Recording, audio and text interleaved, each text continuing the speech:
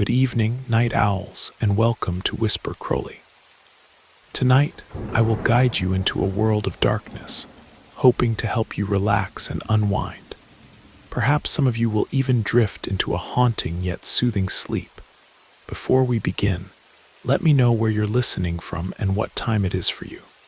And now, we begin.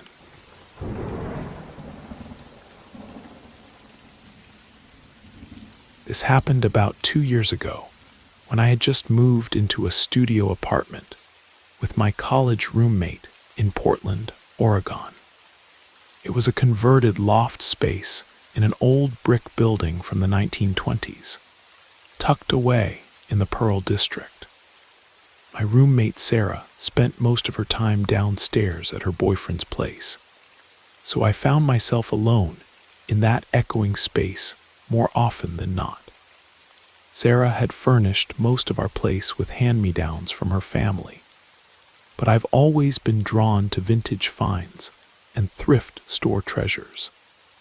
One crisp October afternoon, while visiting my parents in nearby Beaverton, my mom surprised me with a discovery she'd made at an estate sale. She'd found this striking black side table with an authentic Bakelite handle, the kind of piece that would normally cost hundreds at an antique store, but she'd snagged it for just $5.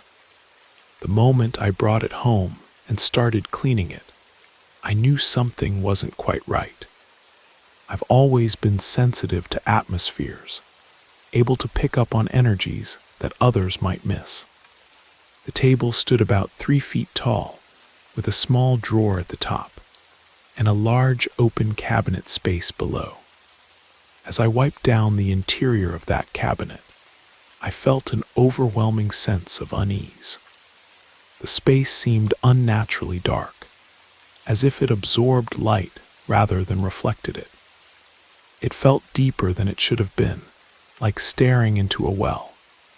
I positioned the table between our futon and the bedroom door, thinking it would be perfect for holding books and my morning coffee. But within days, the strangeness began. I was walking from the bedroom into the main living area when I heard it. A low, menacing growl that seemed to emanate from the exact spot where the table stood. I froze, every hair on my arms standing on end.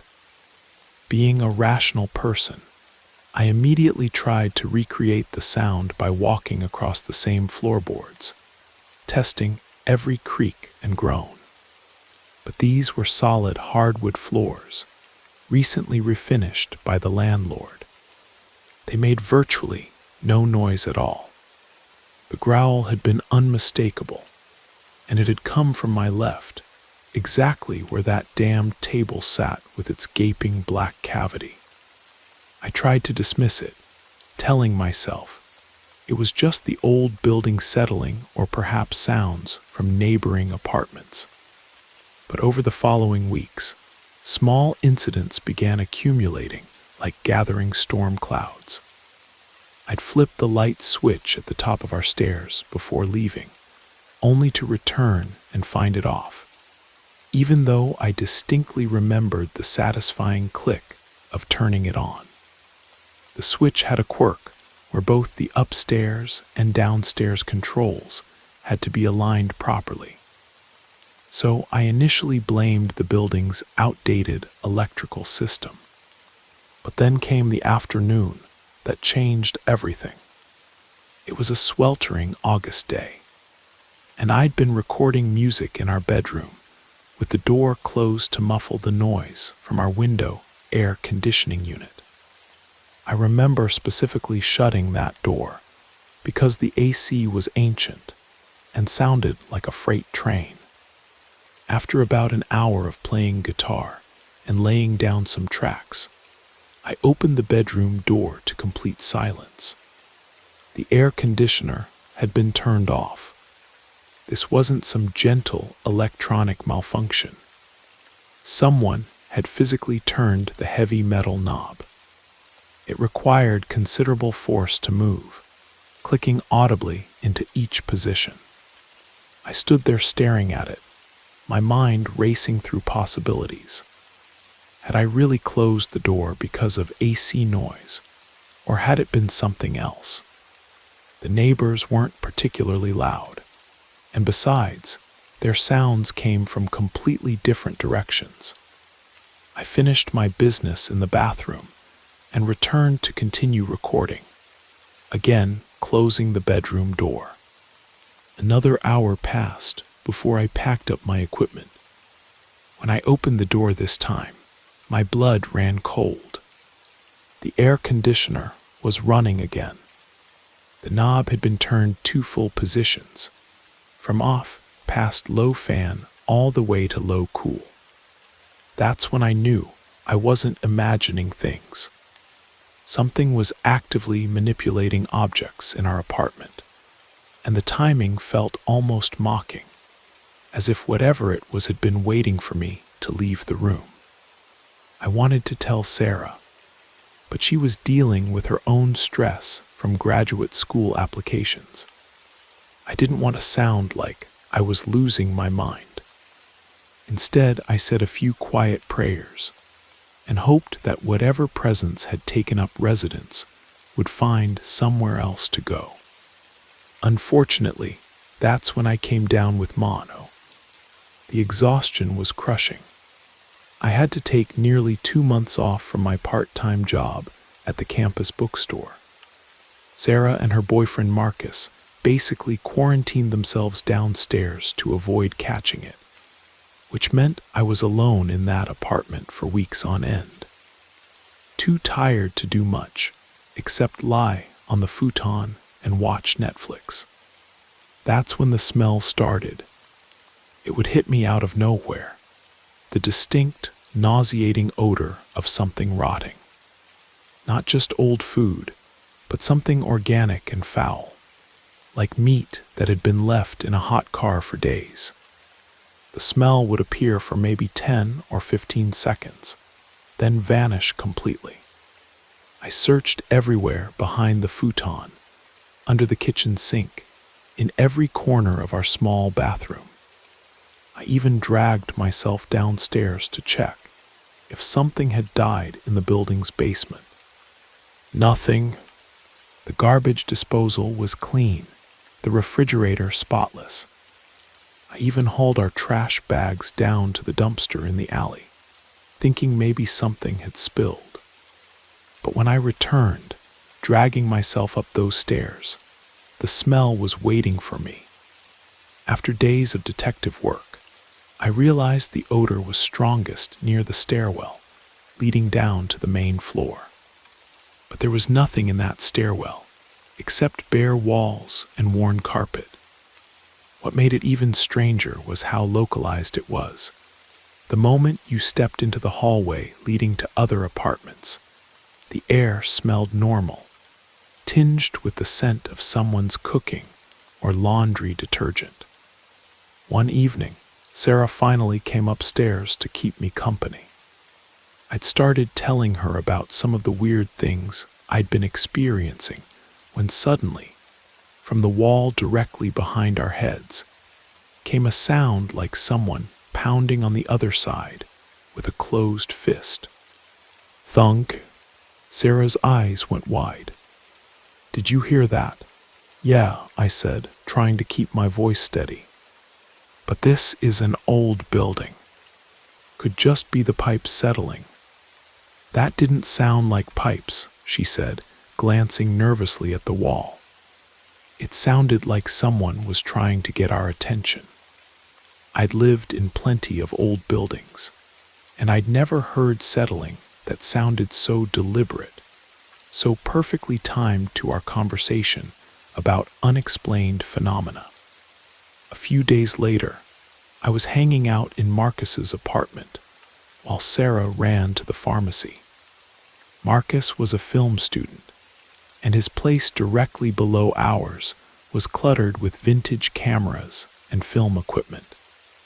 I was sitting in his small kitchen, which was positioned directly beneath our living room and bathroom, when I heard them slow, deliberate footsteps moving across the ceiling above. But Sarah was gone, and I was the only person who should have been in our apartment. The footsteps were too heavy to be Sarah anyway. They sounded like someone substantial walking from one end of the apartment to the other. When I asked Sarah later if she ever heard me walking around up there, she laughed and said she'd never heard footsteps from our place at all. I'd always been light on my feet, she said, like a ghost myself. The irony wasn't lost on me. Around this time, still weak from the mono, and facing the reality that I'd need to move back in with my parents to recover financially, Sarah sent me a series of videos on Snapchat. Marcus's cat, Hendrix, normally the most laid-back, philosophical cat you'd ever meet, was going absolutely berserk in the hallway between their kitchen and living room. In the videos, Hendrix was jumping at invisible things on the walls, his back arched, fur standing on end. He was staring up at the ceiling, tracking something with his eyes as it moved along the upper corners of the room. His behavior was so out of character that Sarah and Marcus were genuinely disturbed. Hendrix never acted aggressively, rarely even meowed. He was the kind of cat that would watch you with ancient, knowing eyes before settling into a sunny spot for a 12-hour nap. Later, I realized that the spot where Hendrix was having his supernatural encounter was directly beneath where my little black side table sat in our apartment. All of these incidents together became too much to ignore. When I finally told my parents everything that had been happening, they insisted on helping me pack immediately. My mom, who had always been skeptical of anything paranormal, admitted that she and my dad had both felt uneasy every time they visited our apartment, though they'd never mentioned it before. There was something about that place, she said, as we filled boxes with my books and clothes. It felt like we were being watched. My dad, ever practical, had noticed the smell too, but assumed it was just an old building with plumbing issues. We made several trips between our apartment and my parents' house that day, taking a break around lunch. When we returned in the afternoon, we found the front door to our building propped wide open. Sarah was at work, and Marcus said he'd been in his apartment all day, but had noticed the door was open when he went to check his mail. I specifically remembered locking that door. It was one of those heavy security doors that locked automatically, and you needed a key to get back in. My mom had even commented on how secure the building seemed. But there it was, standing open like an invitation. That's when I knew I was right to leave. As we finished packing my remaining belongings, the smell returned one final time. This time there was no trash in the apartment at all. We'd already hauled everything to the dumpster. My parents were both there helping, but neither of them could smell what I was experiencing. The odor was as strong as ever, that sweet sick stench of decay. But it seemed to be meant only for me. We loaded the last of my things into my dad's truck, just as the sky opened up. Portland is known for its rain, but this was something else entirely. A torrential downpour that seemed to come from nowhere. The wind whipped through the streets, bending the mature oak trees that lined our block until I thought they might snap. We had to shout to hear each other over the roar of rain and wind. Should we wait it out? My dad asked, but I was already shaking my head. I need to get out of here, I said. I don't care about the rain. As soon as we loaded everything and slammed the truck doors, the wind died down. By the time we reached my parents' house 20 minutes later, it was barely sprinkling. Within an hour, The sun was shining through scattered clouds, as if the storm had never happened. It wasn't until we were unloading my things at my parents' house that I realized the black side table had come with us. Looking at it sitting in their bright, cheerful living room, I felt that familiar chill of unease. "That thing is staring at me," I told my mom, only half joking. She agreed to take it back to the estate sale company the next day. But first, she decided to show it to her friend Janet, who owned a small antique shop in the Hawthorne district. Janet was one of those people who seemed to know the history of every piece that passed through her hands, and she was immediately drawn to the table's authentic Bakelite hardware and Art Deco lines. She placed it in a carefully arranged vignette next to a 1940s writing desk, surrounding it with period-appropriate accessories. A silver hand mirror, some vintage postcards, and a small ceramic bowl with a decorative brass crown sitting inside. My mom was just starting to explain what we'd experienced with the table when they both heard it. A sharp, metallic clang that echoed through the shop. The brass crown, which had been sitting securely in the ceramic bowl, was now lying on the floor nearly 6 feet away, as if someone had picked it up and hurled it across the room. Janet, who had been in the antique business for over 30 years and thought she'd seen everything, immediately asked my mom to take the table back. It went to Goodwill the next day, and I made my mom promise never to tell me which location. 2 years later, I still think about that table sometimes. I wonder if someone else bought it, drawn to its elegant lines and reasonable price.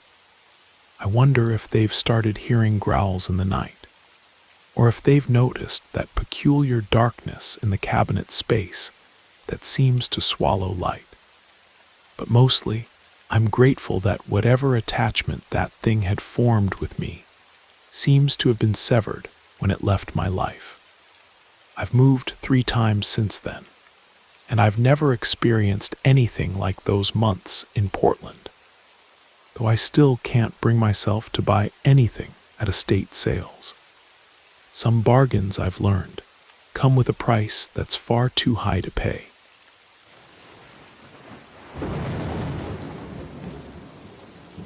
I hope you enjoyed the first story. If you did, don't forget to leave a like. But if I didn't do my job well, feel free to give it a thumbs down.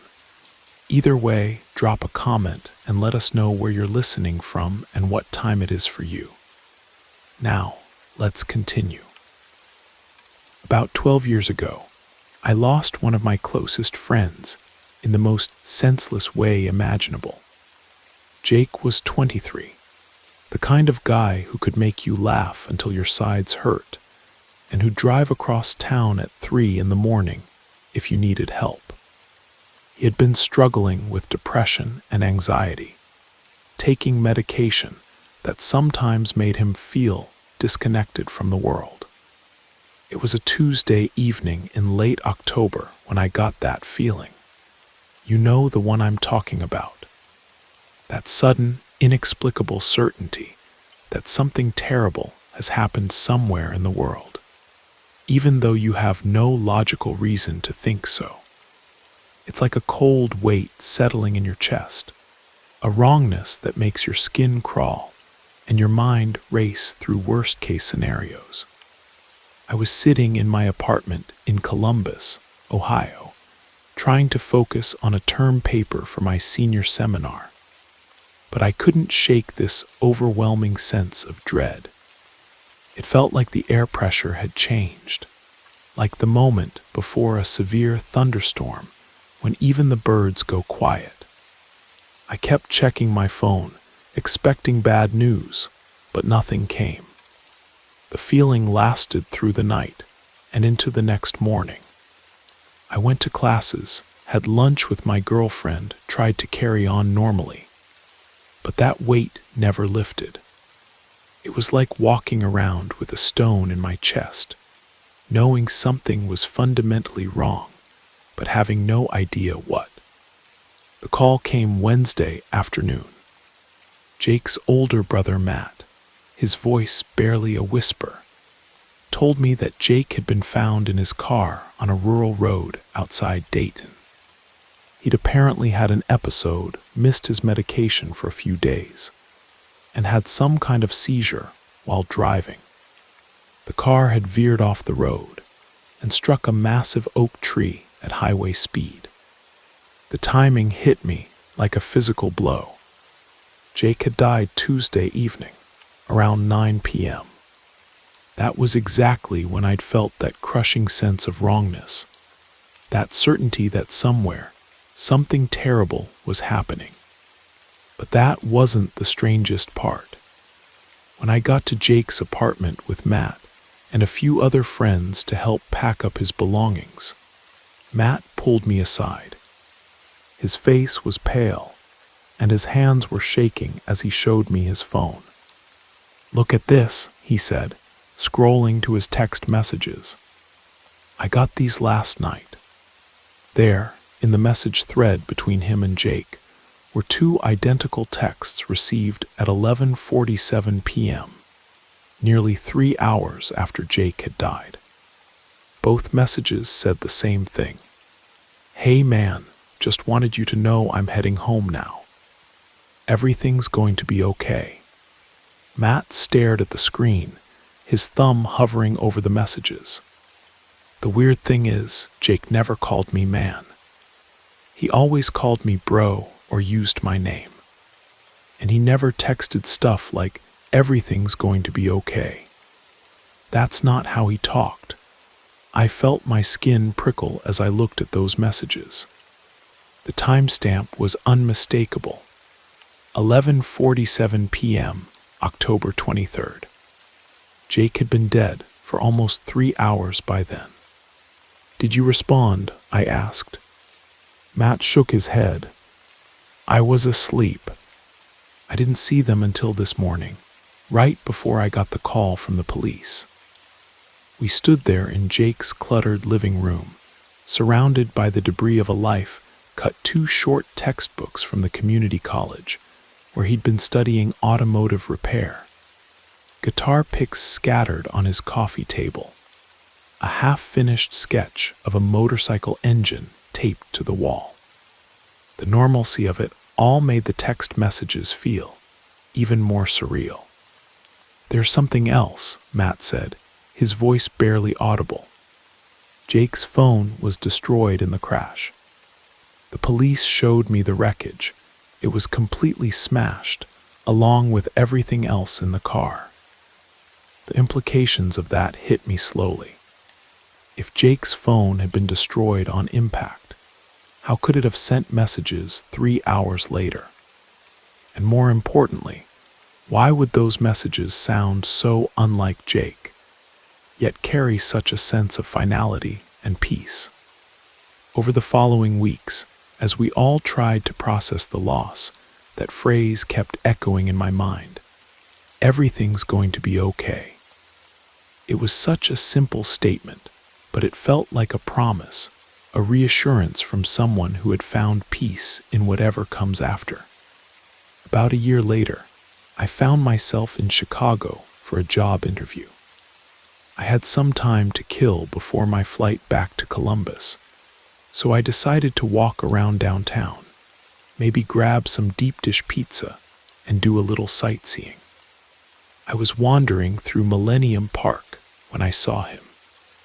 It was just a glimpse at first. A tall guy in jeans and a black hoodie walking maybe 30 feet ahead of me.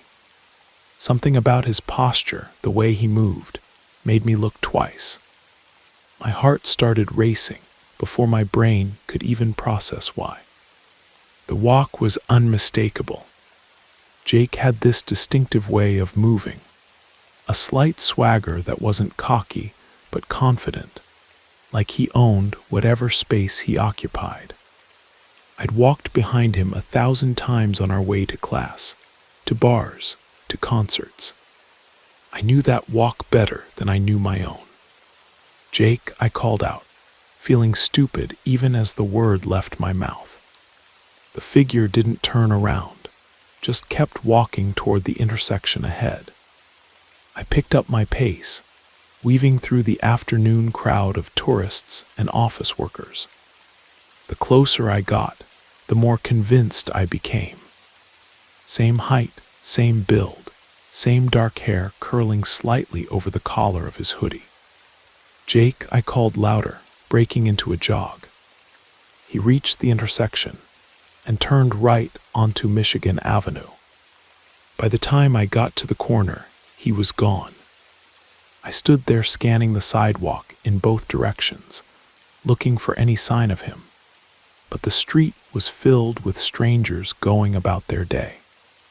I spent the next 20 minutes walking up and down that block, checking every shop, every restaurant, every doorway. Nothing. It was like he had simply vanished into the crowd. The rational part of my mind tried to explain it away. Chicago is a big city, millions of people. Of course, someone might have a similar build, a similar way of walking. Grief can play tricks on your perception, make you see what you desperately want to see.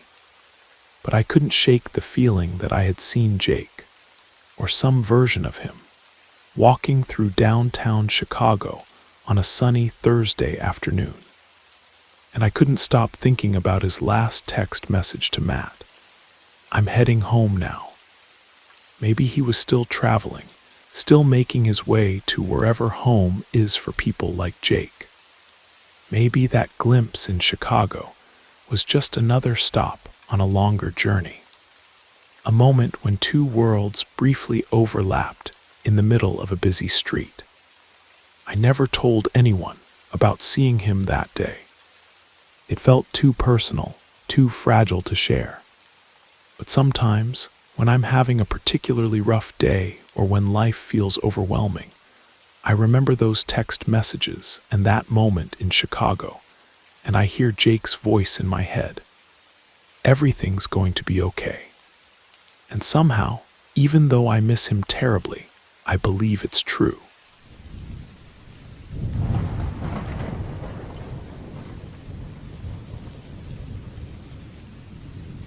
I was 19 when this happened, living in rural Tennessee with my grandparents in their old farmhouse.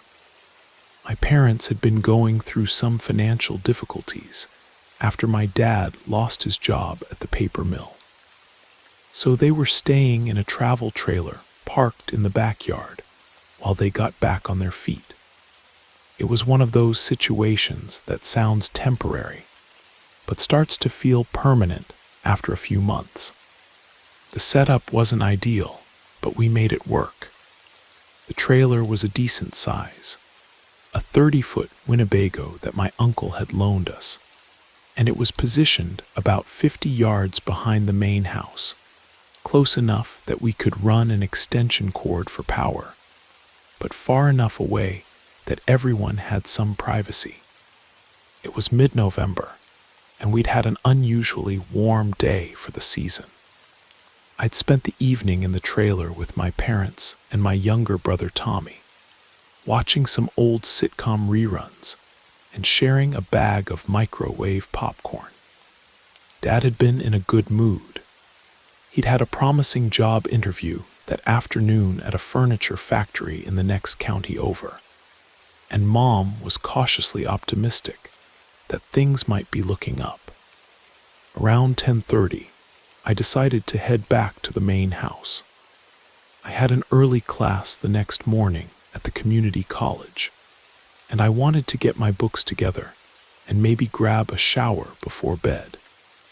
I said goodnight to everyone and stepped out into the cool night air. That's when I heard it. The sound that came out of the darkness was unlike anything I'd ever heard before or since. It started as a deep, wheezing sound, almost like someone having an asthma attack, but there was something fundamentally wrong about it. something that made every hair on my body stand up and sent ice water through my veins. My first thought was that it might be my dad having some kind of breathing episode.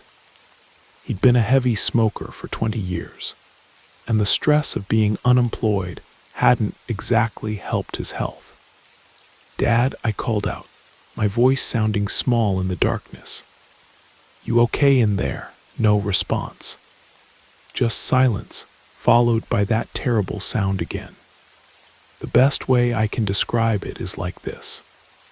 Imagine the sound a pig makes when it's in distress, that high-pitched squealing, but deeper and more guttural. Then layer on top of that the roar of something wild, maybe a bear or a big cat. And underneath it all, that wheezing, labored breathing. It was like 3 different creatures were making noise at the same time, and none of them were entirely animal. I stood frozen between the trailer and the house, my keys clutched in my hand, trying to figure out where the sound was coming from. The moon was new that night, and the darkness was absolute. I couldn't see more than a few feet in any direction. "Dad," I called again, louder this time, hoping he'd stick his head out and tell me he was fine, maybe ask what I was yelling about. Still nothing from inside the trailer.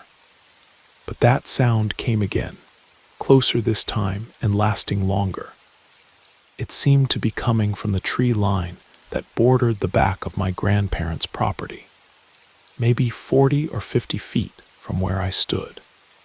That's when the real fear hit me. This wasn't my dad having a coughing fit. This was something else entirely. Something that didn't belong in the comfortable, familiar world of our backyard. I turned and ran back to the trailer, fumbling with the door handle in my panic. When I burst inside, my mom and Tommy looked up from the couch where they'd been watching TV, startled by my dramatic entrance. "What's wrong?" Mom asked, immediately alert. She had that mother's instinct that could read trouble in a kid's face from across a room. I was shaking, actually trembling like I'd been out in a blizzard, instead of the mild Tennessee evening. "Where's Dad?" I managed to get out. "In the back bedroom," Tommy said, pointing toward the rear of the trailer. "He went to lie down a few minutes ago." "Why, you look like you've seen a ghost." I could hear Dad's snores coming from the bedroom, that familiar rumbling sound that had provided the soundtrack to family camping trips for years. Whatever I'd heard outside, it definitely hadn't been him. I tried to explain what had happened, but the words sounded crazy even to me. A weird animal noise. Could have been anything, a raccoon getting into garbage, maybe a stray dog. But even as I said it, I knew that wasn't what I'd heard. Mom walked to the window and peered out into the darkness. "I don't see anything," she said, but I noticed she made sure the door was locked before sitting back down. The 3 of us stayed up for another hour, half watching TV and half listening for any sounds from outside. Nothing. Whatever had been out, there was either gone or staying quiet. But I couldn't shake the feeling that it was still watching, still waiting in the darkness beyond the reach of our little circle of light. The next morning, I walked the perimeter of the property, looking for any sign of what might have made that sound. I found some disturbed leaves near the tree line, but nothing definitive. No tracks, no scat, no tufts of fur caught on branches. I spent hours researching animal sounds online, playing clip after clip of everything from coyotes to bobcats to wild boars. Nothing came close to what I'd heard. The closest I could find was a recording of a mountain lion's scream, but even that was too clean, too much like a single animal. What I'd heard was layered, complex, like multiple creatures occupying the same space. For weeks afterward, I found myself reluctant to go outside after dark. Even something as simple as taking out the trash became an ordeal. My eyes constantly scanning the tree line for any sign of movement. My family started teasing me about being jumpy, but I couldn't help it. That sound had awakened some primal fear that I didn't even know I possessed. The strange part was how that single encounter affected me so deeply. I'd heard plenty of weird noises growing up in the country: screech owls, foxes, even the occasional coyote pack in the distance. But none of them had ever filled me with that particular brand of terror. That bone-deep certainty that I was in the presence of something fundamentally other.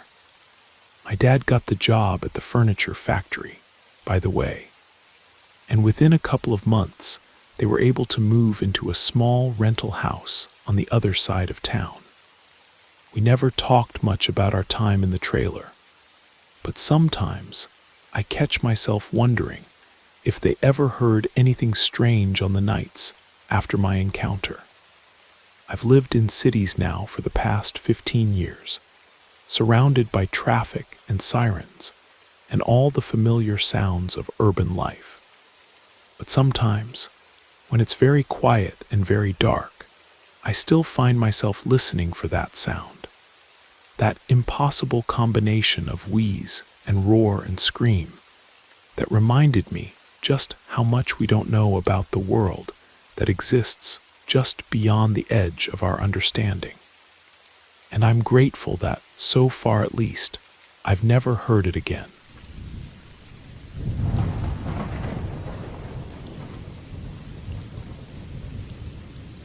My friend Derek had been telling us for months that his apartment was haunted. We'd all hang out there pretty regularly. It was a decent place in Austin, Texas, not far from the university campus where we were all students. Derek would regale us with stories about mysterious footsteps, objects moving on their own, and strange cold spots that would appear and disappear without explanation. The thing is, none of us had ever witnessed any of this supposed paranormal activity.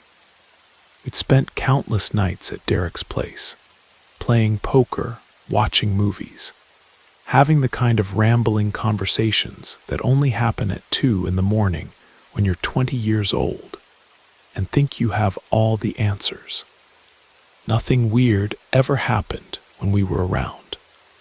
After months of these stories, we'd started to assume Derek was either making it up for attention or maybe just had an overactive imagination. His apartment was in an old complex from the 70s, the kind of place where the walls were thin and you could hear every footstep from upstairs, every conversation from next door. Strange noises came with the territory, but that changed one weekend in early March. We'd all gathered at Derek's place because we were planning to drive out to South by Southwest the next morning. 6 of us had managed to score passes, and we figured it would be easier to crash at Derek's and leave from there, rather than trying to coordinate rides from different parts of town. The evening started normally enough. We ordered way too much Chinese food, played a few rounds of Texas Hold'em, and worked our way through a case of Shiner Bock. Our friend Marcus had a bit too much to drink and ended up locking himself in the bathroom around midnight, claiming he needed to commune with the porcelain gods. Being the mature college students we were, we kept pounding on the door and making jokes until he finally told us to leave him alone. Derek went to bed around 1 a.m. He was always an early sleeper, claimed it was because he had an 8 a.m. statistics class. But I think he just couldn't handle his alcohol as well as the rest of us.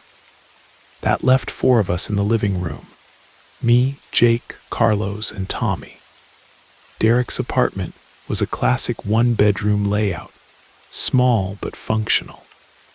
The living room served as our crash pad for the night, and we'd brought sleeping bags and extra blankets to make it work. But instead of just sprawling out on the floor like normal people, someone, I think it was Carlos, suggested we build a pillow fort. I know how that sounds. 4 college guys building a pillow fort like we were 8 years old. But there was something appealing about the idea. Maybe because we were all stressed about midterms and feeling nostalgic for simpler times. Plus, we had a lot of pillows and blankets to work with, and Derek's girlfriend had left behind a small camping tent that we incorporated into the design. We spent the better part of an hour constructing what was probably the most elaborate pillow fort in the history of college housing. It was big enough for all 4 of us, with a small fan positioned at the entrance to keep air circulating. We'd even strung up a few Christmas lights inside for ambience. By 2:30, we were settled inside our creation, lights out, trying to get some sleep. The fan hummed quietly, and I could hear Marcus still occasionally making noise in the bathroom. The apartment had that peaceful middle-of-the-night quality where everything feels suspended and still. That's when the footsteps started. At first, I figured it was Marcus finally emerging from his bathroom exile. But when I peeked out of the fort, I could see that the bathroom door was still closed, with light showing underneath. Derek's bedroom door was also closed, and there was no light coming from that direction. The footsteps continued, slow, deliberate, like someone pacing back and forth in the main area of the apartment. Jake whispered that he could hear them too, but when Carlos looked out the other side of the fort, he couldn't see anyone moving around. Then came the humming. It started quietly, almost like the sound of the fan, but it was clearly something else. It was musical, but not quite a song, more like someone absent-mindedly humming while they worked. As it got louder, it became clear that this wasn't coming from any mechanical source. The really weird part was how it seemed to be getting closer, as if whatever was making the sound was moving toward our pillow fort. By now, all 4 of us were wide awake and listening intently. Tommy whispered that it sounded like engines outside, but I knew that wasn't right. It was 3 in the morning, and Derek's apartment faced a quiet residential street. There was no traffic at that hour. The humming grew louder until it sounded like we were sitting next to a busy highway, with the constant drone of vehicles passing overhead. But that was impossible. We were on the 2nd floor of a 2-story building, with nothing above us but the roof. We were all whispering to each other, trying to make sense of what we were hearing, when Jake suddenly pointed toward the entrance of our fort. "Look," he hissed. There, silhouetted against the faint light from the Christmas lights, was a small, pale shape. At first glance, it looked like Derek's cat, Smokey, who was known to wander around the apartment at night. The shape was about the right size, and seemed to be moving in that fluid way cats do. "Hey, Smokey," I whispered, making little clicking noises to encourage the cat to come into the fort with us. But as the shape moved closer, I realized something was wrong. It wasn't moving like a cat at all.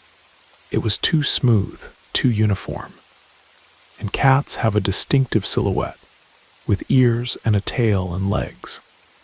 This was just a round, pale blob about the size of a house cat, floating a few inches off the ground. The thing drifted over Tommy's legs and then mine, And here's the part that still gives me chills. I felt nothing. No weight, no warmth, no physical sensation at all. It was like watching a projection move across us, completely without substance. Thinking it might still be smoky, and maybe my eyes were just playing tricks on me in the dim light, I reached out to pet what I assumed was the cat's head. My hand passed right through it. The moment my fingers made contact, or rather, failed to make contact, the shape vanished instantly. At the same exact moment, the humming sound cut off like someone had flipped a switch. The apartment was suddenly, completely silent except for the fan and Marcus, occasionally groaning from the bathroom. "What the hell was that?" Jake shouted, and immediately Carlos started yelling for someone to turn on the lights. None of us wanted to leave the fort to find the light switch. We sat there in the darkness for what felt like an eternity, each of us afraid to be the first one to venture out into the apartment. Finally, Jake pulled out his phone and turned on the flashlight app. We used it to scan the living room and kitchen area, looking for any sign of what we'd just experienced. Everything looked completely normal, Derek's furniture in its usual places. Smokey curled up asleep on the windowsill, where he always spent the night. "That wasn't the cat," Tommy said, his voice shaky. "Smokey's been over there the whole time." We eventually worked up the courage to turn on the overhead lights and dismantle our pillow fort. There was no way any of us were going back to sleep after that. We spent the rest of the night sitting on Derek's couch, drinking coffee and trying to make sense of what had happened. When Derek woke up around 7 a.m., he found us all wide awake, looking like we'd seen a ghost, which I suppose we had. "You guys look terrible," he said, padding into the kitchen in his pajamas. "Rough night," we told him everything, the footsteps, the humming, the floating orb that had passed right through my hand. Instead of seeming surprised or vindicated, Derek just nodded knowingly. "Sounds about right," he said, pouring himself a cup of coffee. "That's pretty much what I've been trying to tell you guys for months." Marcus finally emerged from the bathroom around 8, looking pale and shaky. He claimed he didn't remember much about the night before, but when we asked if he'd heard anything strange, he got a weird look on his face. "I kept hearing this humming sound," he said slowly. "I thought it was coming from the air conditioning or something, but it seemed to be right outside the bathroom door. I was too sick to investigate." We never spent another night at Derek's apartment after that. Not because we were scared. Well, not entirely because we were scared, but because the whole experience had changed the dynamic of our friendship somehow. Derek's stories about his haunted apartment weren't funny anymore. They weren't the kind of thing you could laugh off or explain away. A few months later, Derek moved out. He claimed it was because he found a better place closer to campus, but I think we all knew the real reason. Living with a ghost might make for interesting stories, but it's not exactly conducive to getting a good night's sleep. The weird thing is, I still dream about that pillow fort sometimes. In the dreams, I'm always back inside it, feeling that smooth, weightless shape pass over me again. But in the dreams, when I reach out to touch it, my hand doesn't pass through. Instead, the thing turns toward me, and I can see what it really is. I always wake up before I get a good look at its face, but I have the distinct impression that it's trying to tell me something important, something I'm not quite ready to understand. We're all in our 30s now, scattered across different cities, caught up in careers and mortgages, and all the responsibilities that come with being adults. But we still keep in touch, and every once in a while, one of us will bring up that night at Derek's apartment. None of us has ever come up with a satisfactory explanation for what we experienced. We've considered everything from shared hallucination to carbon monoxide poisoning to some kind of elaborate prank, but nothing quite fits. What I keep coming back to is the way that thing moved through space, completely without regard for the physical laws that govern everything else in our world. It was there and not there at the same time, substantial enough to be seen, but too ephemeral to be touched. Sometimes I wonder if that's what ghosts really are, not the spirits of dead people, but something else entirely. Something that exists in the spaces between what we know and what we think we know, visible only when conditions are exactly right, and we're paying exactly the right kind of attention. All I know for certain is that 4 college guys building a pillow fort at 3 in the morning accidentally created the perfect conditions for encountering something that definitely wasn't supposed to be there. And whatever it was, it seemed just as curious about us as we were about it.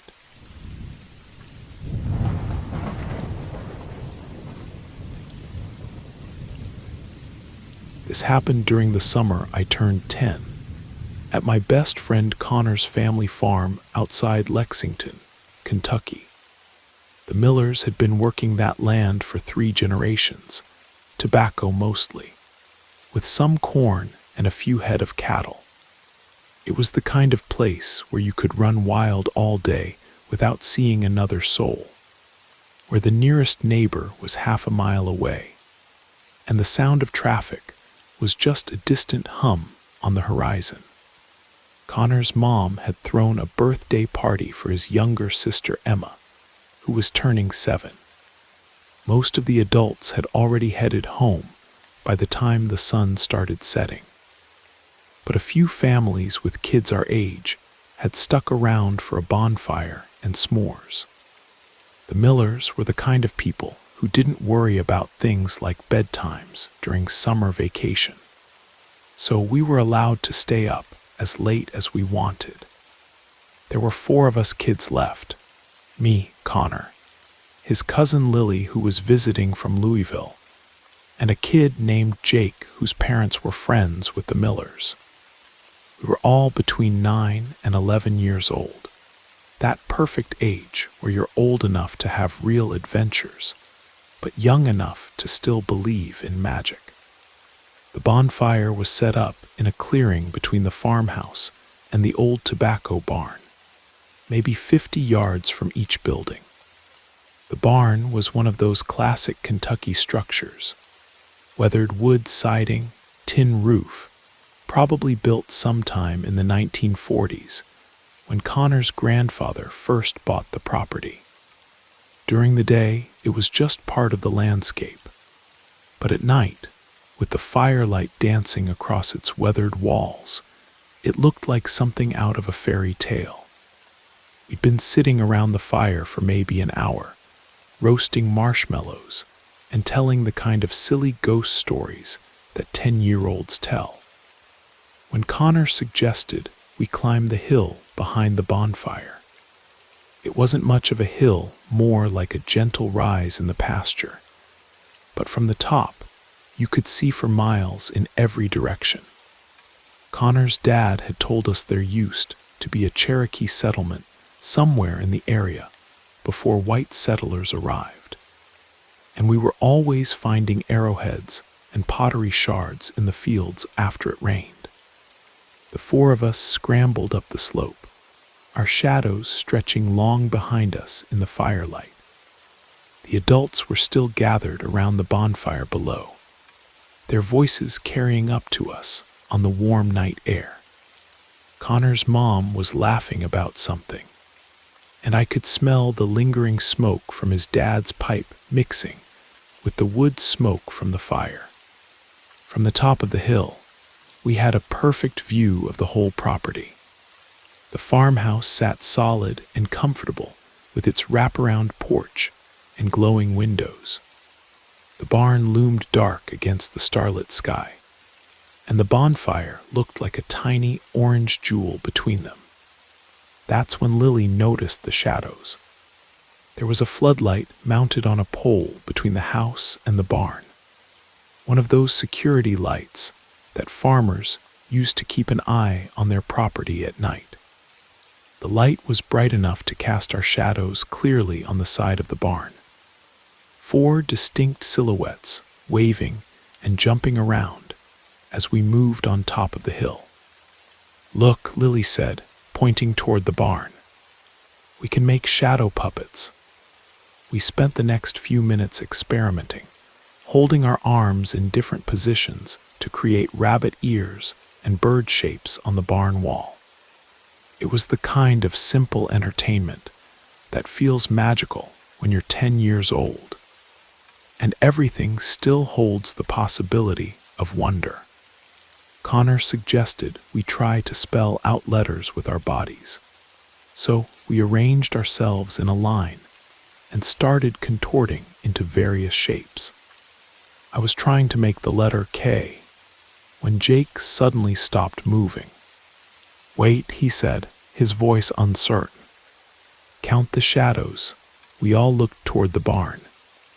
In the bright circle of light cast by the floodlight, our 4 shadows were clearly visible against the weathered wood siding. But there at the end of our line was a 5th shadow. It was roughly the same size as ours, definitely human-shaped, but it wasn't moving the way we were. While our shadows danced and shifted as we tried to form letters, the 5th one stood perfectly still, as if whoever was casting it was simply watching us. "That's weird," Connor said, looking around our group on the hilltop. "There are only 4 of us." Lily started to say something about maybe it was one of the adults from down by the fire, but the angle was all wrong. The floodlight was positioned so that only someone standing on our hill could cast a shadow on that particular section of the barn wall.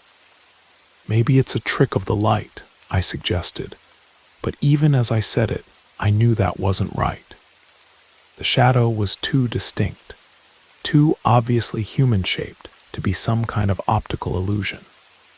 Jake, who was always the most practical of our group, decided to test it. He started jumping up and down, waving his arms wildly. His shadow on the barn wall mimicked his movements perfectly. Connor and Lily did the same thing, and their shadows responded accordingly. The 5th shadow remained motionless. That's when things got really strange. As we stood there staring at this impossible extra shadow, it suddenly turned toward us. Not toward our shadows, toward us, the actual kid standing on the hill. I could see its head move distinctly, a dark silhouette turning in our direction as if it had just noticed we were watching. And then it ran. The shadow figure broke away from our group and sprinted across the barn wall, moving with purpose and speed. It wasn't the jerky, distorted movement you'd expect from a shadow. It was fluid and natural, like watching someone run in real life. The shadow covered the entire length of the barn wall in maybe 3 seconds, before disappearing around the corner of the building. All 4 of us screamed at the same time and went tearing down that hill faster than I'd ever run in my life. We burst into the circle of adults around the bonfire, all talking at once, trying to explain what we'd just seen. Connor's dad, a patient man who dealt with plenty of childhood tall tales over the years, listened to our story with the kind of serious attention that adults usually reserve for more important matters. When we finished, he walked over to the barn with a flashlight and checked around the entire perimeter. Nobody was there, of course. No footprints in the soft dirt around the building. No sign that anyone had been running around the property. "Probably just your imagination," Connor's mom said gently. But I could see the adults exchanging looks over our heads. The kind of looks that said they weren't entirely convinced by their own explanations. We tried to go back to our bonfire activities, but the mood had definitely shifted. Every time one of us glanced toward the barn, we'd scan the wall for any sign of that extra shadow. The building looked normal enough, but there was something about it now that made me uneasy, like it was keeping secrets in its dark interior. Connor's family moved away from Kentucky when we were in high school. His dad got a job managing a farm equipment dealership in Tennessee, and they sold the property to a developer who turned it into a subdivision. I drive through that area sometimes when I'm visiting family, and it's strange to see houses where the tobacco fields used to be, to see sidewalks and streetlights where we once chased fireflies and told ghost stories. But I still remember that night perfectly. The smell of wood smoke and summer air, the sound of adult laughter carrying across the pasture, and the impossible sight of a fifth shadow running across the barn wall when there were only 4 of us standing on that hill. We never figured out what caused it. Over the years, I've come up with various theories.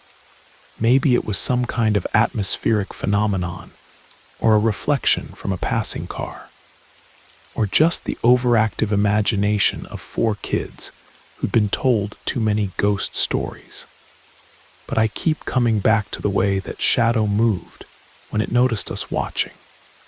There was something deliberate about it, something aware. It didn't feel like a trick of light or a product of imagination.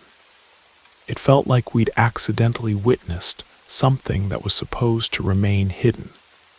And when it realized we could see it, it ran. Sometimes I wonder what would have happened if we'd stayed on that hill a little longer, if we tried to communicate with whatever was casting that shadow. Maybe it was just as curious about us as we were about it. Maybe it was lonely, looking for someone to play shadow games with on a warm summer night. But then I remember the way it turned toward us, that moment of recognition when it realized it had been seen. And I'm glad we ran when we did. Some mysteries are better left unsolved, especially when you're 10 years old and the world still holds more questions than answers. The barn is gone now, replaced by someone's backyard shed and a swing set.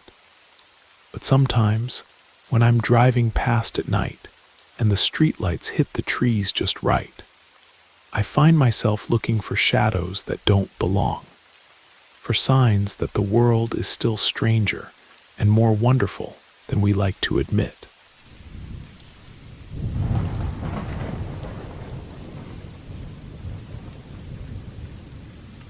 My wife Sarah and I rented our first house together in the fall of 2012.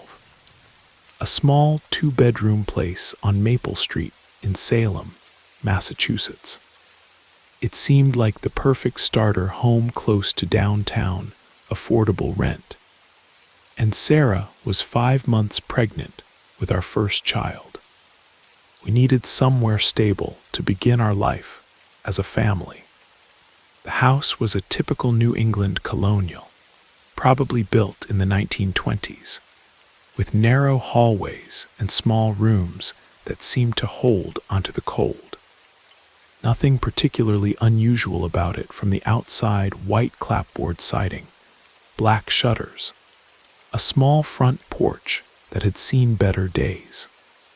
It sat in a row of similar houses, each one separated by just a few feet and a chain-link fence. The layout was simple enough.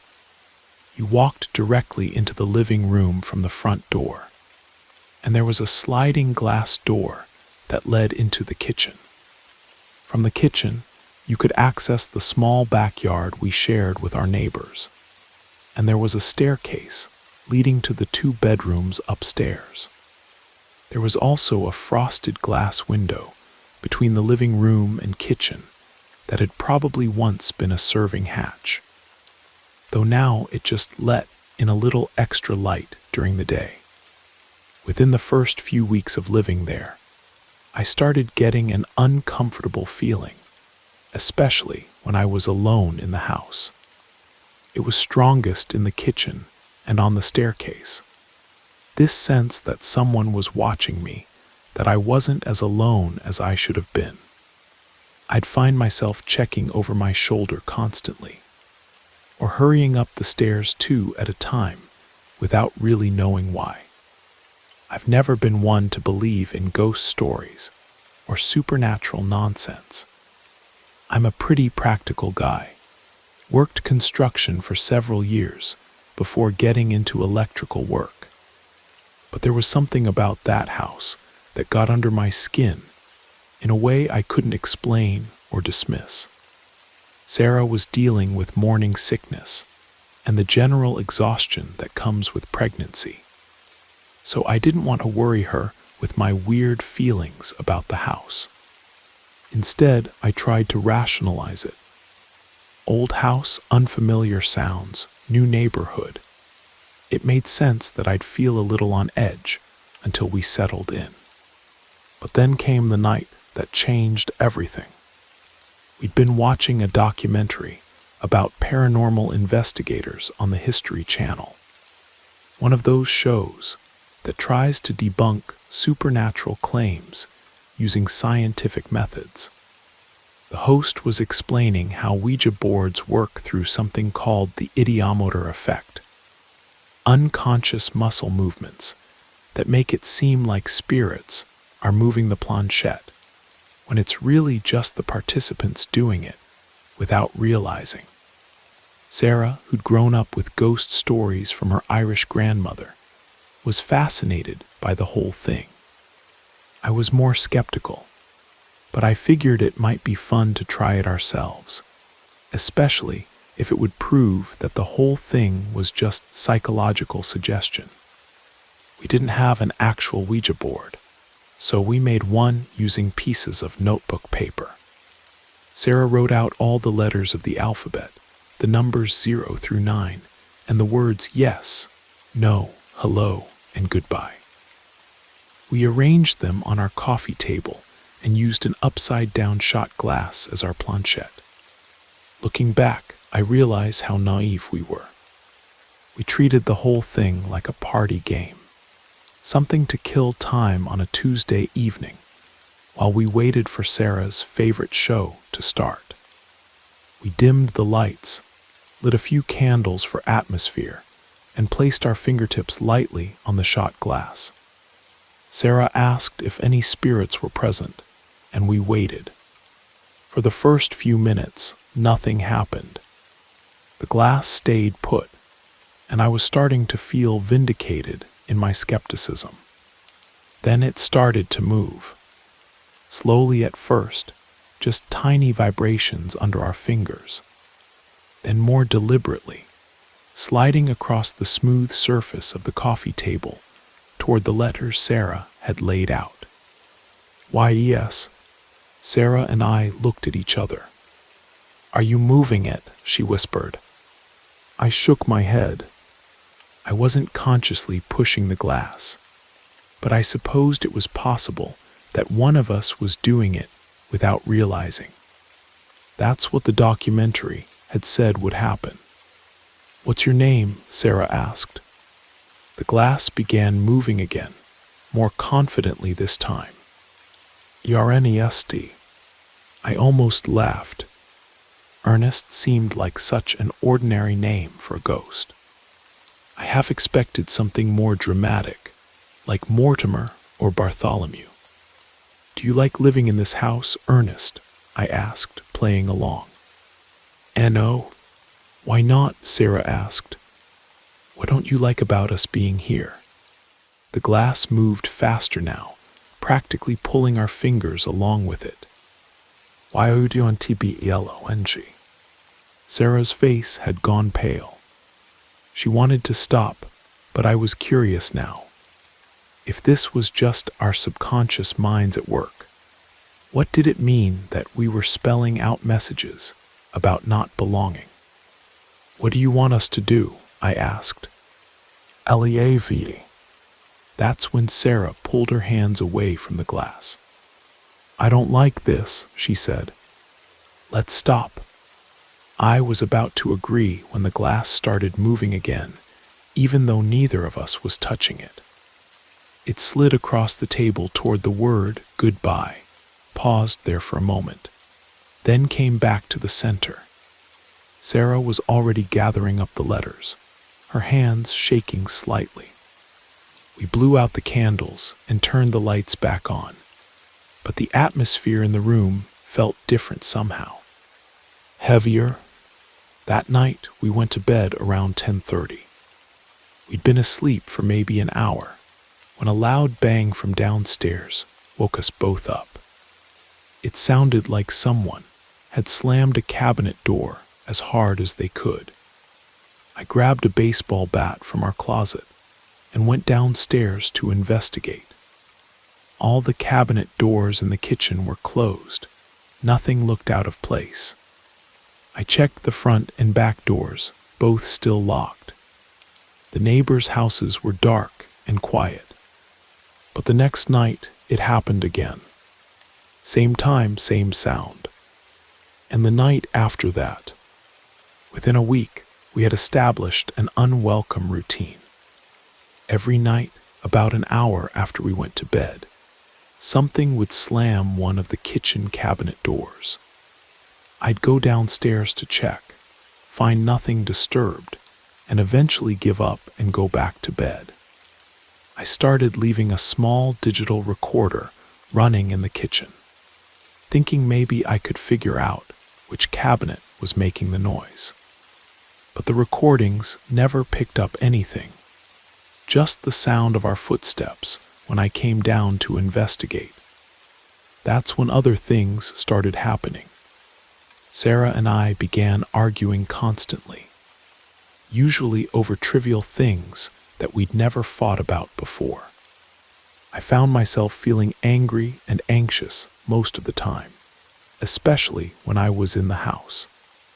I'd always been pretty even-tempered, but suddenly I was snapping at Sarah over dishes left in the sink or bills that needed to be paid. Sarah wasn't immune either. She became moody and withdrawn, spending more and more time at her sister's house to escape what she called the bad feeling in our place. I started having nightmares, vivid, terrible dreams, where I'd watch my family members die in horrible ways. I'd wake up screaming sometimes, drenched in sweat and shaking. Sarah would have to spend 20 minutes calming me down, reminding me that they were just dreams.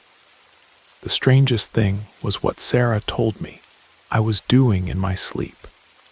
She said she'd wake up in the middle of the night to find me lying there with my eyes wide open, staring at the ceiling. When she'd tell me to close my eyes, I would, but I never seemed to be actually awake. I have no memory of any of this. Just before Christmas, there was a brief period where things calmed down. The nightly banging stopped, our arguments became less frequent, and I started sleeping through the night again. Sarah and I both felt like maybe we'd turned a corner, that whatever had been affecting us was finally moving on. Then our son Michael was born in January, and everything got worse. Michael cried constantly when he was in the house. Not normal baby crying. He would scream for hours at a time. The kind of desperate, panicked crying that made you think something was seriously wrong. We took him to the pediatrician multiple times, convinced he was sick or in pain. but the doctors could never find anything wrong with him. The strange thing was, the moment we left the house, Michael would calm down. Take him to the grocery store, to Sarah's mother's house, anywhere else, and he was a perfectly content baby. But the second we walked back through our front door, the screaming would start again. Sarah and I were exhausted, taking turns staying up with him through the night while he cried inconsolably. The stress was destroying our relationship, and I was starting to feel like I was losing my mind. That's when I saw it. I was lying in bed one night, waiting for Michael's next crying session to begin, when I noticed a shadow moving across the wall near our bedroom window. At first, I thought it was just headlights from a car passing by, but the movement was wrong, too slow, too deliberate. As I watched, the shadow seemed to detach itself from the wall and move across our ceiling. It wasn't a normal shadow. It was darker than the rest of the room, like a patch of absolute blackness crawling across the white paint.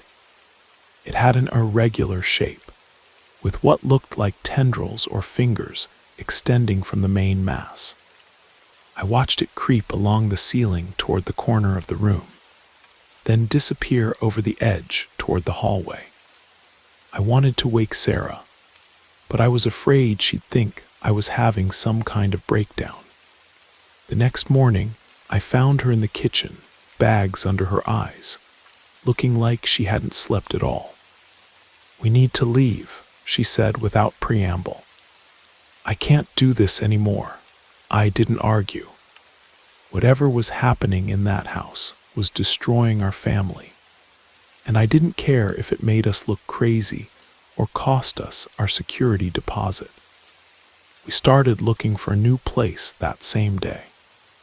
We found a small apartment across town and gave our landlord notice. But on our last night in the house on Maple Street, something happened that I'll never forget. I woke up around 3 a.m. to the sound of every smoke detector in the house going off simultaneously. Sarah and I grabbed Michael and rushed downstairs, expecting to find the house full of smoke or flames. But there was no fire, no smell of burning, nothing that should have triggered the alarms. The detectors kept shrieking for about 10 minutes, then stopped all at once, as abruptly as they'd started. In the sudden silence that followed, Sarah looked at me and said, "It doesn't want us to leave." We spent the rest of the night in our car in the driveway, too scared to go back inside. The next morning, we called a moving company and had them pack everything while we waited outside. I never set foot in that house again. We've been in our new apartment for 8 years now, and Michael is a happy, healthy kid who sleeps through the night and only cries when he's actually upset about something. Sarah and I stopped fighting within days of moving out, and my nightmares disappeared completely. Sometimes we drive past the old house on Maple Street. It's been for rent multiple times since we left, never staying occupied for more than a few months at a stretch. I've always wondered if other families have experienced what we did, if they've met Ernest and felt his anger at their presence in what he considers his home. But mostly, I try not to think about it. We got out, and that's what matters. Whatever was in that house, whatever we inadvertently invited in with our makeshift Ouija board, it stayed behind when we left. At least I hope it did.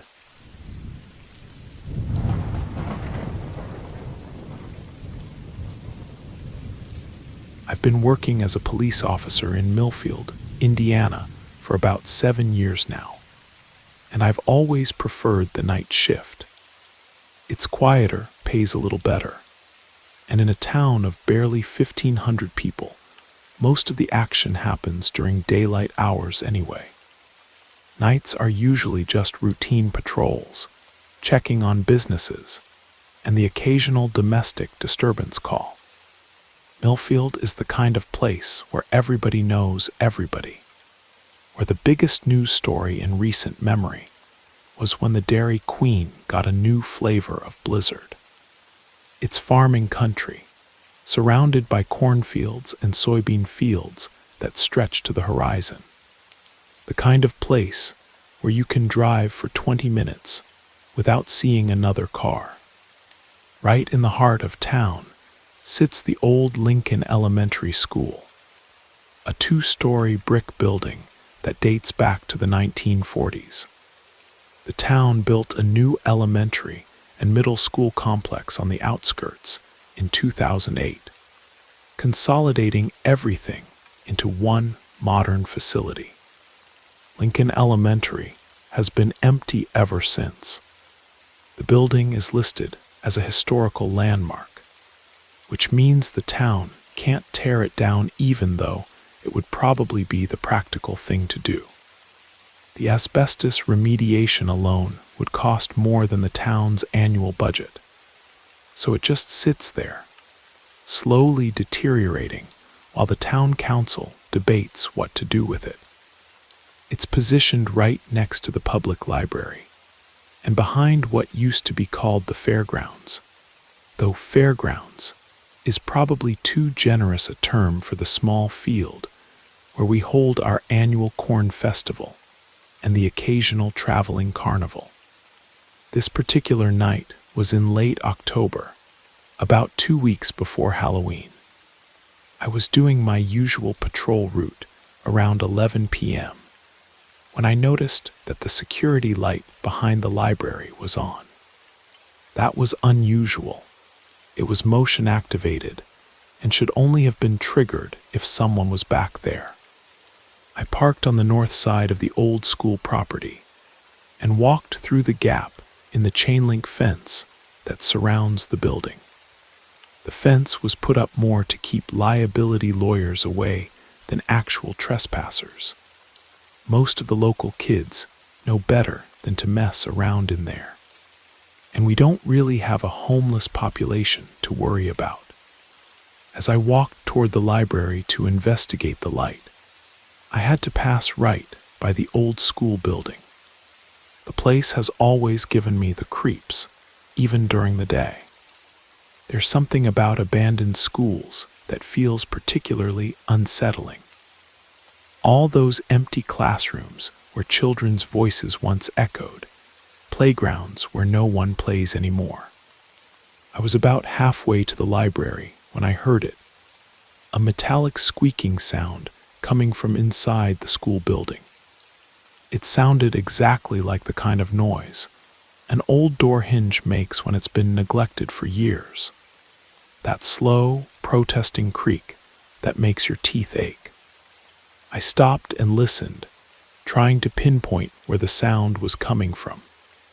The building has multiple entrances, and over the years, some of the windows have been broken despite the town's efforts to keep them boarded up.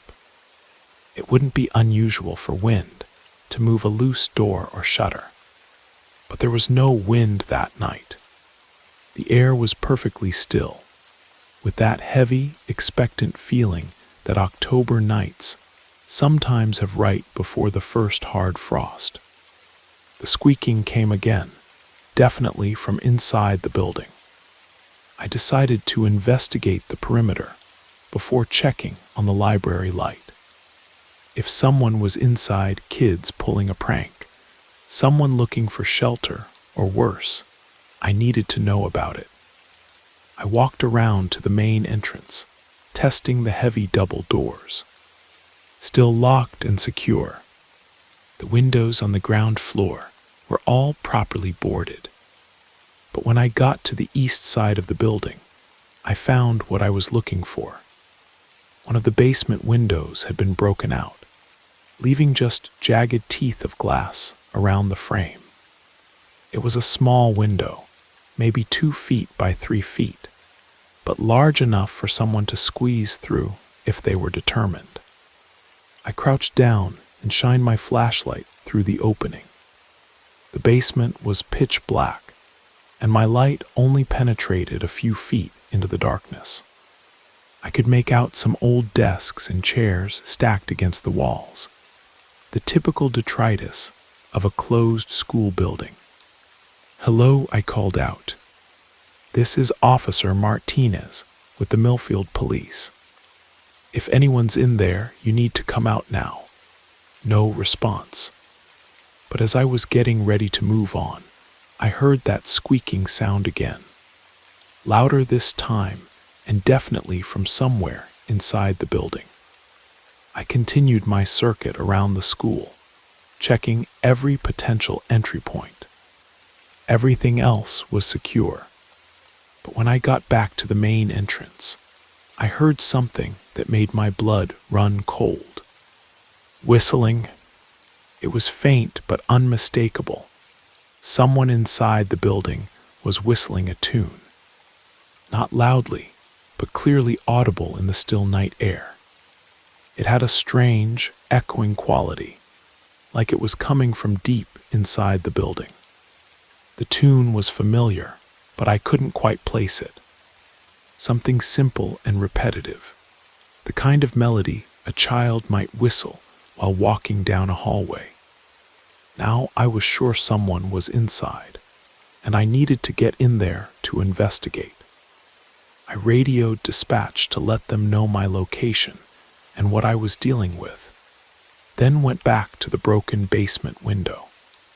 I'm not a small guy, 6'2", and probably 230 pounds, but I managed to squeeze through that window opening, dropping down into the basement of Lincoln Elementary for the first time since I was a student there 25 years ago.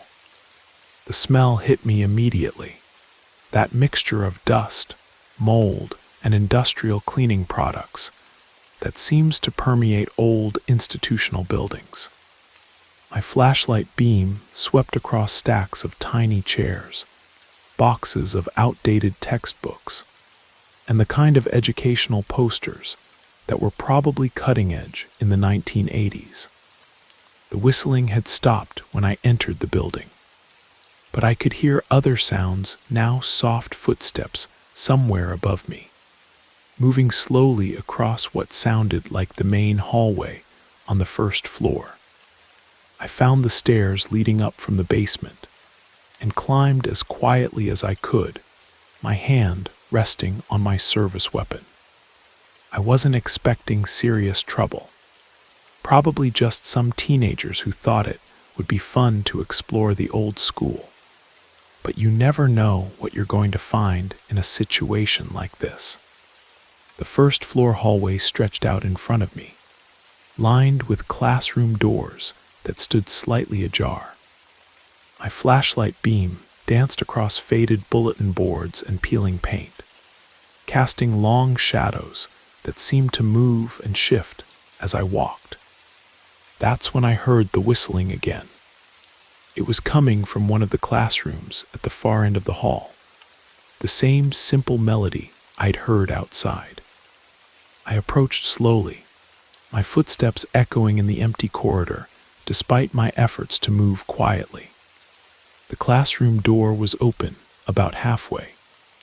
I could see inside rows of small desks arranged in neat lines. A chalkboard at the front, still covered with the ghost images of lessons taught years ago. Autumn leaves and construction paper pumpkins decorated the walls, left behind when the school was abandoned and never cleaned out. But I couldn't see anyone inside. The whistling stopped abruptly, as if whoever was making the sound had suddenly become aware of my presence. I waited in the doorway, listening for any sound of movement, any indication of where the person might be hiding. "I know you're in here," I called out. "This is private property and you're trespassing. Just come out and we can talk about this." Silence. I stepped into the classroom, sweeping my flashlight beam across every corner, behind every desk. anywhere someone might be concealed. The room was empty, but as I turned to leave, I heard it again, that same whistling, but now it was coming from a different classroom, back the way I'd come. I spent the next 20 minutes playing this bizarre game of cat and mouse, following the sound of whistling from room to room, always arriving to find empty classrooms filled with the remnants of lessons and activities that had ended years ago. Finally, I decided I'd had enough. If there was someone in the building playing games with me, they were welcome to stay there all night. I had other responsibilities, and I'd already spent too much time on what was probably just an elaborate prank. I made my way back to the basement window and squeezed through the opening, grateful to be back outside in the clean night air. As I walked back toward my patrol car, I looked up at the second-floor windows of the school. That's when I saw it. In one of the windows, a classroom I was sure I hadn't been able to access since the stairs to the second floor were blocked with furniture. I could see a faint light moving back and forth. Not electric light, but something softer, more like candlelight or a flashlight with a dying battery. And silhouetted against that light was the unmistakable figure of a small person. A child, maybe 7 or 8 years old, standing at the window and looking down at me. I blinked and the light was gone. The window was dark, just like all the others. I spent another hour outside that building, watching and waiting, but I never saw the light again. When I finally drove away, I decided not to include the more unusual details in my incident report. I wrote up a routine check of the premises, noted the broken window that needed to be secured, and left it at that. The next day, the town's maintenance crew installed bars over the broken basement window, and I made sure to include the school in my regular patrol route. But I never found any evidence that anyone had been inside that night, and I never heard the whistling again. I did some research, though. I talked to some of the older residents who remembered when Lincoln Elementary was still in operation. They told me stories about a little girl named Lucy who had attended school there in the 1950s. Lucy had been diagnosed with a rare blood disorder and spent a lot of time in the hospital. But she loved school so much that she'd beg her parents to let her attend even when she was feeling sick. Lucy died during the winter of 1956 while school was in session. Her favorite thing to do during recess was to whistle popular songs of the day while she walked the hallways, since she was often too weak to play outside with the other children. I don't know if that has anything to do with what I experienced that night. I'm a practical man, trained to deal with facts and evidence, but I do know that I've never heard whistling in that building again, and I've never seen another light in those second-floor windows. Sometimes I wonder if Lucy is still there, still walking those familiar hallways, still whistling her simple tunes in the empty classrooms where she once learned to read and write and dream about growing up. And sometimes, on particularly quiet nights when I'm patrolling past the old school, I find myself listening for the sound of a child's voice echoing through the darkness, whistling a melody that time forgot.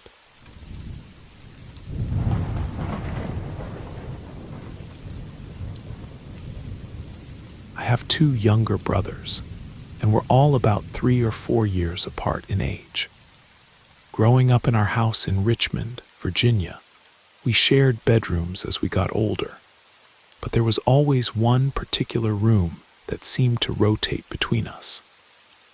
The corner bedroom upstairs that had the best view of our backyard and the old maple tree that my dad had hung a tire swing from.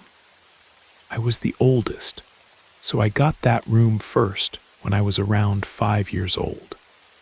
It was a decent-sized room for a kid, with pale blue walls and hardwood floors that creaked in all the right places. 2 windows looked out over the yard, and there was a built-in bookshelf where I kept my collection of Hardy Boys mysteries and comic books. According to my mom, I used to talk about the old man pretty regularly during those early years. She said I'd tell her about how he would stand in the corner near the closet, just watching me play with my toys or read my books. I was never scared of him, apparently. In fact, I seemed to enjoy having him around. He just stands there and smiles at me, I supposedly told my parents more than once. He has a nice face. My mom said I would point to the same corner every time, the space between the closet door and the window that looked out over the side yard. I'd describe him as an older gentleman with gray hair, wearing what sounded like clothes from an earlier era, suspenders, a white shirt, sometimes a hat. My parents, being rational adults, assumed I had an imaginary friend. It's not uncommon for kids around that age to create invisible companions, especially when they're spending a lot of time alone in their rooms. They listened politely to my stories and didn't make a big deal out of it. The interesting thing that I don't actually remember any of this myself. My earliest clear memories start around age 6 or 7, and by then, I wasn't talking about the old man anymore. If my parents hadn't told me about it years later, I would never have known it happened. When I was about 8, my brother David got the room. He was maybe 4 or 5 at the time, just starting to form his own clear memories and develop his own personality. Within a few weeks of moving into that room, he started telling our parents remarkably similar stories. "There's a nice man who comes to visit me," he'd say at dinner. "He stands over there, pointing to the same corner I had apparently indicated years earlier, and he watches me play." My parents exchanged looks, but didn't say anything to David about my earlier stories. They wanted to see if his descriptions would match mine without any suggestion or prompting. They did almost exactly. Same corner, same general description of an older man with gray hair and old-fashioned clothes. Same benevolent presence that didn't frighten him, but seemed to make him feel comforted rather than scared. David lived in that room for about 3 years before my youngest brother Tommy was old enough to have his own space. Tommy moved in when he was around 5, and sure enough, within a month he was telling stories about the grandfather man who came to visit him. This was the most interesting case, because Tommy had never met our actual grandfather. Dad's father had died before Tommy was born, and Mom's dad lived across the country and rarely visited. But Tommy would describe his visitor in terms that sounded very much like a grandfather figure: kind, patient, protective. "Grandpa comes to read with me sometimes," Tommy would tell our parents. "He likes my books." None of us boys ever talked to each other about these experiences when we were young. Kids don't usually compare notes about stuff like that, and our parents made a point not to bring it up. They didn't want to plant ideas in our heads or make us feel like we were expected to see something. It wasn't until I was in college that Mom finally told me about the pattern. All 3 of us had reported the same basic experience, in the same room, during roughly the same age range. All three of us had described the figure as non-threatening and even comforting. We never knew what to make of it, Mom admitted. Part of us wondered if there was something about that room, some kind of presence, I guess, but it never seemed harmful, and you boys were never frightened. I asked her if she or Dad had ever experienced anything unusual in that room, but she shook her head. It was just you kids, and only when you were very young. By the time each of you turned 7 or 8, the story stopped. I'm in my 30s now, and that room is currently being used as Dad's home office. Tommy, the youngest, stopped mentioning his grandfather man visits when he was around 7, just like David and I had. None of us have any clear memories of actually seeing this figure. It's like those experiences exist in that fuzzy period of early childhood that's more impression than concrete memory. But there are a few things about the whole situation that still make me wonder. First, the consistency of our descriptions across several years and 3 different kids. If it was just imagination, you'd expect more variation in the details. Instead, we all described essentially the same figure in the same location. Second, the timing. All 3 of us were between roughly ages 4 and 7 when we reported these visits. That's an interesting age range, old enough to communicate clearly about what we were seeing, but young enough that our perceptions might have been different from an adult's. And third, there's something Mom told me much later that she'd never mentioned before. When I was about 6 and still occasionally talking about the old man, she asked me what he looked like. I apparently gave her a pretty detailed description: gray hair, kind eyes, suspenders, and a pocket watch on a chain. The pocket watch detail stuck with her because it was so specific and old-fashioned. What 6-year-old in the 1990s would even know what a pocket watch looked like? A few years later, when she was going through some old family photos, she found a picture of my great-grandfather that she'd never shown us kids. He died when I was barely 2 years old, so I had no conscious memory of him. But in the photo, he was wearing suspenders and holding what looked very much like a pocket watch. Mom never said anything to us about the resemblance at the time. She didn't want to make more of it than it was. But she kept that photo, and sometimes I catch her looking at it with a thoughtful expression. I sleep in that room now when I visit my parents for holidays. It's been converted into a comfortable guest room with a new paint job and updated furniture. I've never seen or sensed anything unusual there, but sometimes I find myself glancing toward that corner between the closet and the window, wondering what 3 little boys might have seen there all those years ago. Maybe it was just the kind of vivid imagination that kids have before the world teaches them to be more practical. Maybe the corner of that room caught the light in a way that created shadows that looked like a person to young eyes. Or maybe my great-grandfather, who died before he could really get to know his great-grandsons, found a way to spend a little time with each of us when we were small enough to see him and unafraid enough to accept his presence.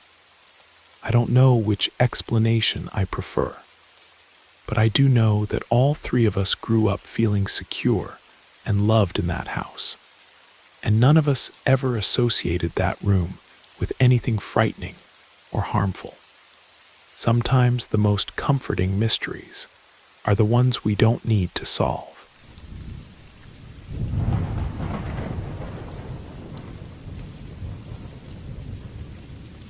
I was 15 when my mom was diagnosed with stage 4 ovarian cancer. It hit our family like a freight train. One day she was complaining about feeling tired and bloated, and 3 weeks later we were sitting in an oncologist's office learning words like metastasis and palliative care. My dad had left when I was 12, so it was just me and Mom against the world. She worked 2 jobs to keep us afloat mornings at a medical office, downtown, and evenings, cleaning offices in the business district. She was the kind of person who never complained, never asked for help, and somehow always found a way to make things work. The cancer changed everything. Suddenly, our small apartment in Cleveland felt enormous and empty during the hours when she was at treatments or too sick to get out of bed. I learned to cook basic meals, to do laundry, to forge her signature on school forms when she was too weak to hold a pen. This particular day was in early December, about 3 months after her diagnosis. My Catholic high school was organizing what they called Advent retreats, basically a series of after-school sessions where we'd listen to guest speakers talk about faith and service, followed by optional evening mass in the school chapel. I wasn't particularly religious at the time. I was raised Catholic and went through all the motions. But the whole thing felt more like cultural tradition than genuine belief. If anything, Mom's illness had made me more skeptical about the existence of a benevolent God who was supposed to be looking out for people like us. But Mom had been raised in a devout Irish Catholic family, and she found comfort in her faith even as her body was failing her. When she heard about the retreat program, she encouraged me to participate. "It might help you find some peace," she said, though I think she was really hoping it might help her find some peace knowing I wasn't losing my faith along with everything else. So I signed up, more to make her happy than out of any real spiritual interest. The plan was to attend the afternoon speaker session, then skip the evening mass and catch the bus home before dark. The December afternoon was gray and cold, typical Cleveland weather that seemed to seep into your bones and stay there. I sat through an hour-long presentation by a missionary who'd worked in Guatemala, listened politely to his stories about finding God in poverty and suffering, then gathered my backpack to head home. The bus stop was about 3 blocks from school, in a part of downtown that got pretty deserted after business hours. As I walked down Superior Avenue, I saw him, a homeless man asking pedestrians for spare change. Most people were hurrying past without making eye contact, the usual urban dance of avoiding uncomfortable encounters. I have pretty severe social anxiety, especially when it comes to situations like this. My instinct was to cross the street or take a different route to avoid having to interact with him. I even said a quick prayer, the first genuine prayer I'd said in months, asking that someone else would give him money so he wouldn't approach me. But no one did. And as I got closer, I could see there was no way to avoid walking right past him. He looked to be in his 60s, with long gray hair and a scraggly beard. He was wearing a heavy black winter coat that had seen better days, and wrapped around his right hand was a rosary with dark wooden beads. Despite being on the street, he looked relatively clean and didn't have the desperate, wild-eyed appearance I associated with some of the homeless people I'd encountered downtown. "Excuse me, son," he said as I approached, his voice surprisingly gentle. "I wonder if you might have a little spare change. I just got out of the county lockup, and I'm trying to get enough together for a meal." He introduced himself as Marcus, and there was something about his manner that put me at ease despite my usual anxiety. He wasn't aggressive or demanding like some panhandlers I'd encountered. He seemed genuinely grateful just to have someone stop and acknowledge him as a human being. I started digging through my backpack for the few crumpled dollar bills I had left from lunch money. While I was searching, Marcus started talking. Not the usual hard luck story you might expect, but something much stranger. "You know, son, I can see things sometimes," he said, fingering the rosary beads wrapped around his hand. "Things that other people can't see. It's a gift, I suppose, though it hasn't always felt like much of a blessing." I was only half listening, focused on finding my money and getting this interaction over with. But then he said something that made me look up sharply. "I can see that your mother is very sick." The words hit me like a physical blow. I stared at him, trying to figure out how he could possibly know that. I'd never seen this man before in my life. I wasn't wearing anything that would indicate I had a sick family member. There was no logical way he could have known about Mom's cancer. "What did you say?" I managed to ask. Marcus looked at me with eyes that seemed much clearer and more focused than they had moments before. "Your mother, she's battling something serious, isn't she? Cancer, I think." My hands were shaking as I finally found a $5 bill and held it out to him. "How do you know that?" He accepted the money with a nod of thanks, but his attention seemed to be focused on something I couldn't see. "Sometimes I just know things about people. It's been happening since I was a kid, got stronger after I had an accident a few years back." He paused, studying my face. "She's a fighter, your mom, but she's scared, and so are you."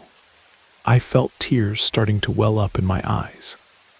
This stranger, this homeless man I'd been trying to avoid, had somehow seen right through to the fear and helplessness I'd been carrying around for months.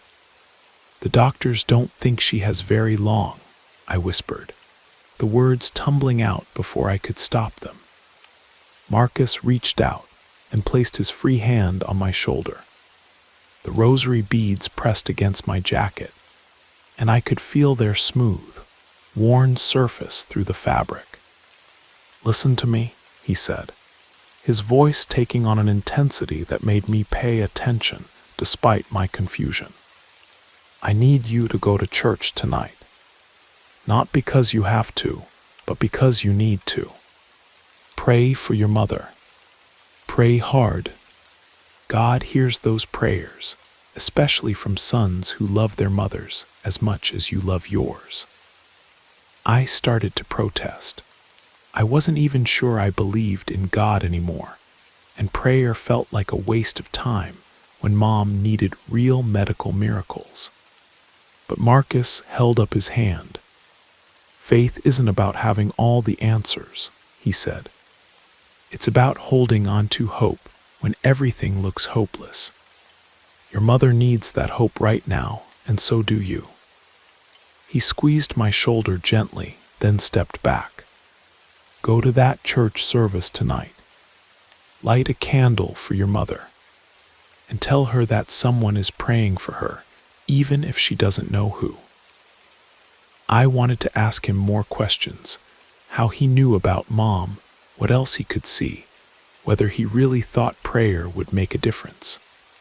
But when I looked up from fumbling with my backpack, he was already walking away, disappearing into the evening crowd of commuters heading home.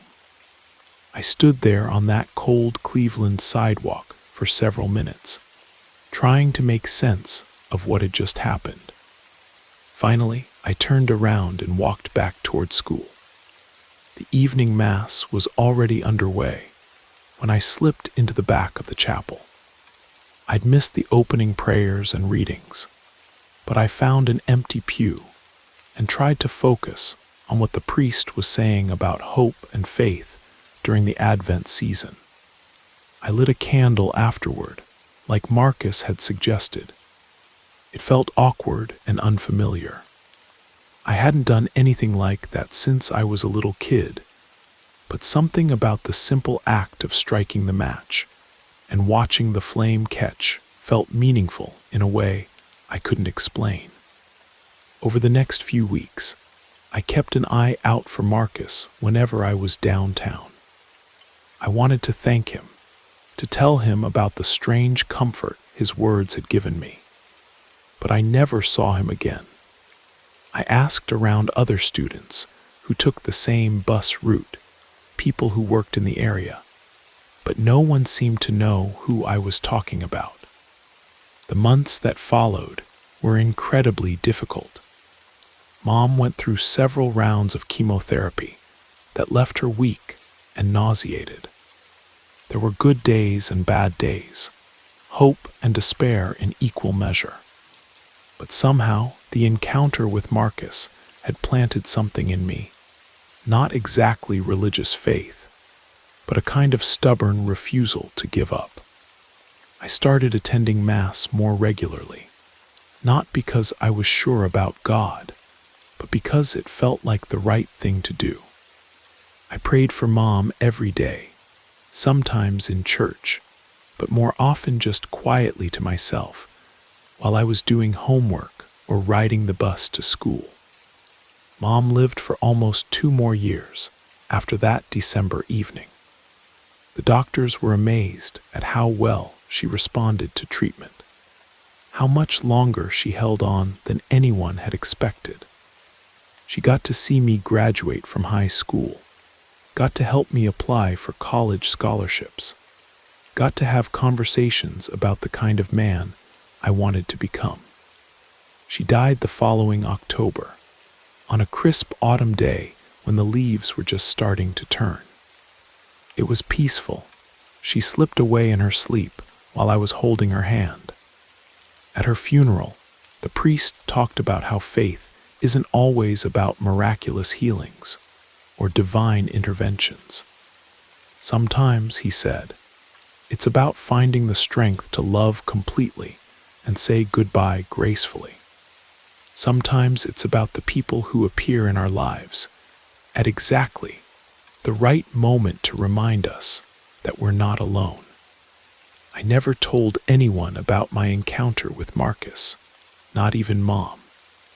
It felt too personal, too fragile to share. But I've thought about him countless times over the years, wondering if he was exactly what he appeared to be, a homeless man with an unusual gift for insight, or something else entirely. What I know for certain is that 5 minutes with a stranger on a cold December evening changed the trajectory of my mother's final months and my own relationship with faith. Whether that was coincidence, divine intervention, or something in between, I'll never know. But I still light candles sometimes, in churches and chapels when I'm traveling, or when life feels particularly overwhelming. And I always think of Marcus, with his gentle voice and his rosary beads, reminding a scared 15-year-old boy that hope is worth holding onto, even when everything looks hopeless. Sometimes the most profound encounters we have are with people whose names we never learn, whose stories we never fully understand. But they leave their mark on us anyway, in ways we're still discovering years later.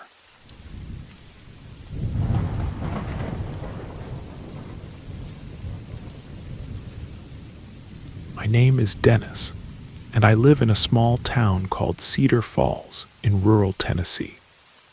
What I'm about to tell you didn't happen to me personally, but I believe every word of it because my friend Mike has always been an honest man who never liked lies or tall tales. You could see it in his face when he showed up at my house that night. He had truly encountered something supernatural. I worked construction, selling my labor by the day, and on May 4th, 2018, a Tuesday evening around 5 or 6, I came home from work and sat on my front porch having coffee and chatting with two neighbors. I was particularly tired that week because my brother-in-law and I had taken on a contract to clear fire breaks around a ranch near town. And the sun was already setting when my friend Mike pulled up on his motorcycle with all his fishing gear. He asked if I wanted to go fishing with him that night at Miller's Pond. I've always loved fishing, but I was exhausted and told him I wouldn't be going. I invited him to have some coffee with us instead. He accepted, but after just a quick cup, he said his goodbyes and headed off alone to fish. My house is one of the last ones at the edge of town, so I watched Mike disappear into the darkness down the country road. Like most rural roads around here, they're pitch black at night with no streetlights. After my neighbors went home, I went inside, took a shower, had dinner, and settled on the couch to watch TV. Around 10 o'clock that night, I heard the sound of Mike's motorcycle engine, then the screech of brakes in front of my house, followed immediately by shouting someone calling my name desperately. When I looked outside, it was Mike. He was white as a sheet, breathing heavily, what we call around here, about to cough up his lungs. I immediately told him to come inside while my wife Hilda went to make him some calming tea, because it looked like the man might drop dead at any moment. Gradually, he began to calm down, and after several minutes, once he was more composed, he told me the reason for his panicked state. "Dennis," he said, "I thought I wasn't going to make it here alive. I thought I was going to die out there. All I could think about was my wife and kids. If I tell you what happened, you're not going to believe me." Now calmer, I jokingly told him to go ahead and tell me so I could decide whether to believe it or not. That's when he crossed himself and continued speaking. "Dennis, I've never believed in ghosts or any of that otherworldly stuff. My whole life, I've been used to going out fishing, and sometimes I even hunt in the woods for game to help put food on the table. But what I saw tonight by the water, and then chasing after my motorcycle, it was something terrible. I don't know if it was a ghost or one of those things people say are from other planets. All I know is that it was awful," he continued. "When I left your place at nightfall, I had ridden a good distance, but then I thought better of it and decided not to fish at the pond since it's so far away. Instead, I went to fish right here at Willow Creek. I took the path to the old watering hole, and when I got there, I hid my motorcycle at the edge of the woods, then walked along the bank until I reached the back of old Mr. Richardson's property. I set up my fishing spot under a willow tree where I usually fish. I caught some minnows to use as bait for the bigger fish, and after catching a couple of bass, I heard a noise further upstream. At first, I thought someone else was fishing there, so I grabbed my flashlight and shined it in that direction to see who it was. But to my surprise, there was nobody there but me. I thought it was strange, but I kept fishing. When the noise started again, I shined my light around, and this time I saw what looked like a man's silhouette downstream, but I didn't recognize the figure. So I quickly grabbed my tackle box and got ready to leave. After a couple of minutes, I heard a sound like a scream, something that made my legs tremble. I'd never heard a noise like that before. I tried to illuminate the area around me with my flashlight, but I didn't see anyone. Then the worst part happened. A strong wind started up, and the willow tree I was under began swaying violently from side to side, like it was going to be uprooted. But the strangest thing was that only the willow tree I was under was moving. When I looked around, nothing else was affected by the wind. When I looked up into the tree, I saw something strange that looked like a man, but I knew there was no way he could have climbed up there without me seeing him. I grabbed my knife and flashlight and got out of there fast, running along the creek bank. But I heard a noise nearby, this time coming from within the water itself. When I looked to my side, the man was moving through the creek, and the most incredible thing was that he could move much faster than me. That's when I started running forward while praying. Then, to increase my desperation, much further ahead on the path, the man was already there, standing and laughing, or at least that's what it seemed like. I stopped and turned back, running the other way. Since I knew the area well, I climbed up through a trail that led to the back of old Richardson's house. I started yelling for help, and thank God Richardson heard me because I saw a light come on in the back of the house, and then the old man came out with a shotgun in his hand. He asked who was there, and I said, "It's me, Mike Henderson." Mrs. Richardson asked what was happening, and I told them I was fishing by the creek when a man or some strange thing appeared and started chasing me. Mr. Richardson thought it might be a robber trying to scare me, but either way, he called his son Carl to come with us back to the creek. We walked to where I'd left my motorcycle, but the man was nowhere to be seen. Richardson said I could ride my bike back, and Carl would return home. I started up my motorcycle and was leaving, but before I even got out of the woods, I heard strange noises behind me, sounds that were like a combination of screaming and crying. I gunned the motorcycle, but when I reached the main road, the man was standing right there. I was lucky I didn't crash. I turned around desperately, but the bike felt heavy. I experienced something strange, like that man or creature was holding onto the back of my motorcycle. But thank God I managed to make it here. After my friend Mike told me all this, I believed him. The next day, I went with him to Richardson's place, and the old man said he had walked around the entire area, but hadn't seen anyone. However, he mentioned that several people who fish in that creek had reported seeing this mysterious man. After that night, my friend stopped fishing or hunting alone. Sometimes I go with him, but I've never seen anything supernatural, and I don't intend to. That's my story, and I'm grateful for the peaceful nights we have now.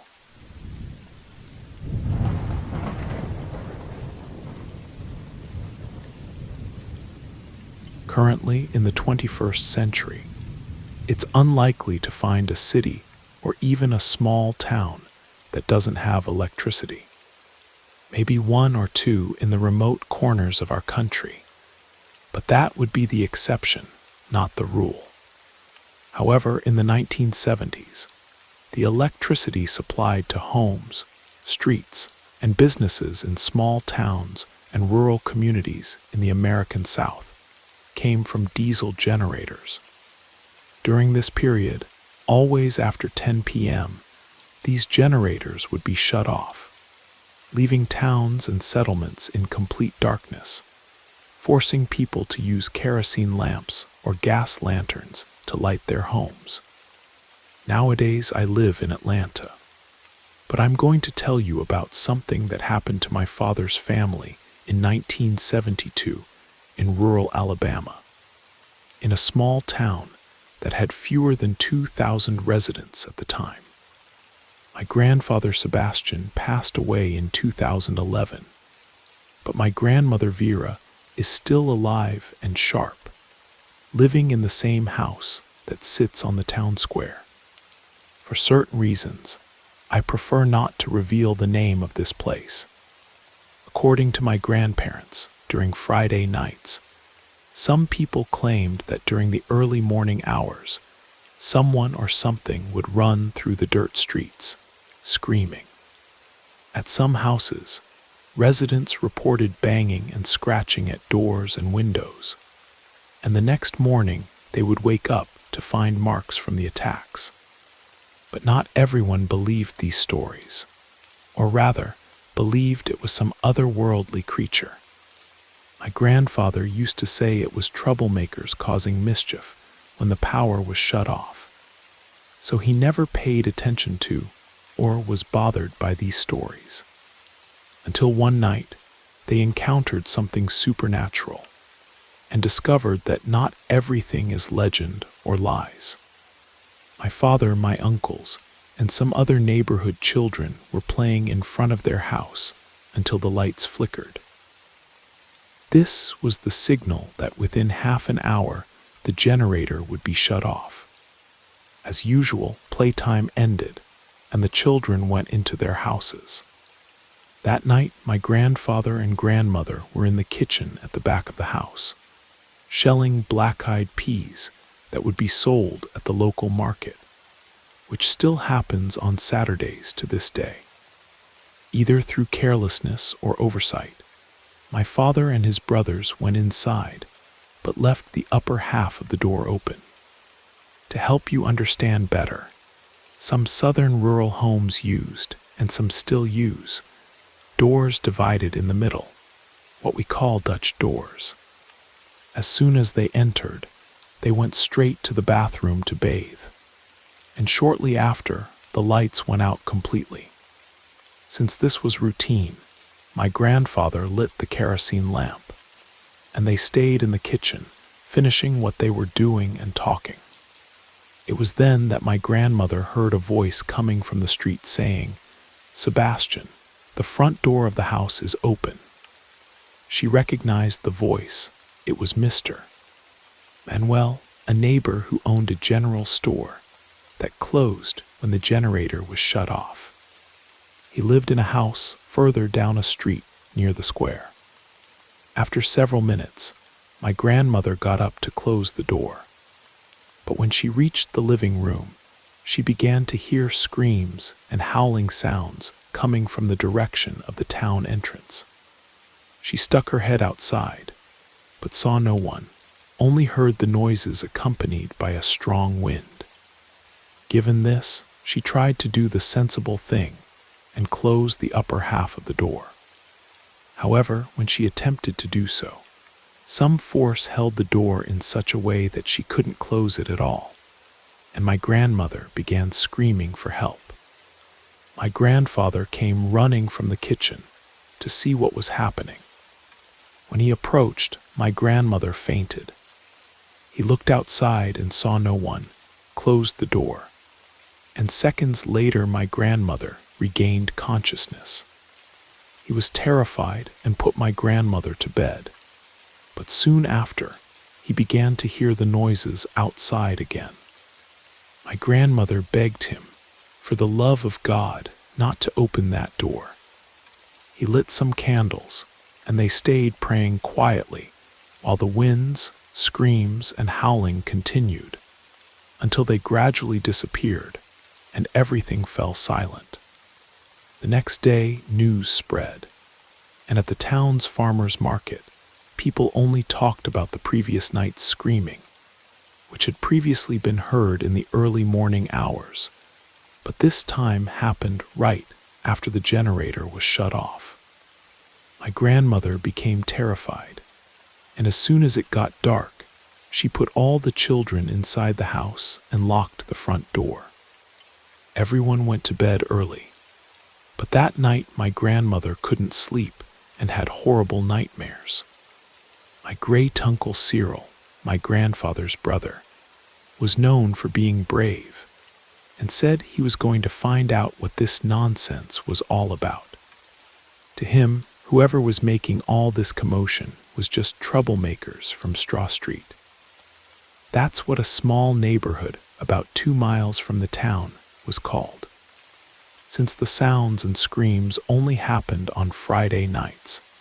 He arranged with my grandfather to keep watch to put an end to the mystery and discover who was making these noises. The following Friday, against my grandmother's wishes, my grandfather Sebastian, my uncle Cyril, and Mr. Manuel armed themselves with shotguns. As night fell, all three went to Mr. Manuel's store, which was on the corner of the square. Around 9:30, they closed up. The customers went to their homes, and at exactly 10 o'clock the power was shut off. The three stayed in the store, because that night they wanted to know who was making these noises and banging on house doors. It didn't take long for the wind to start and the sounds to come from the road, then pass through the small town street. It was then that the three left their hiding place, and with a kerosene lamp in hand and their shotguns, went to confront what they believed were troublemakers causing the disturbance. But what they saw that night was nothing human, because by the light of the kerosene lamp, they could see that it was several creatures that resembled people.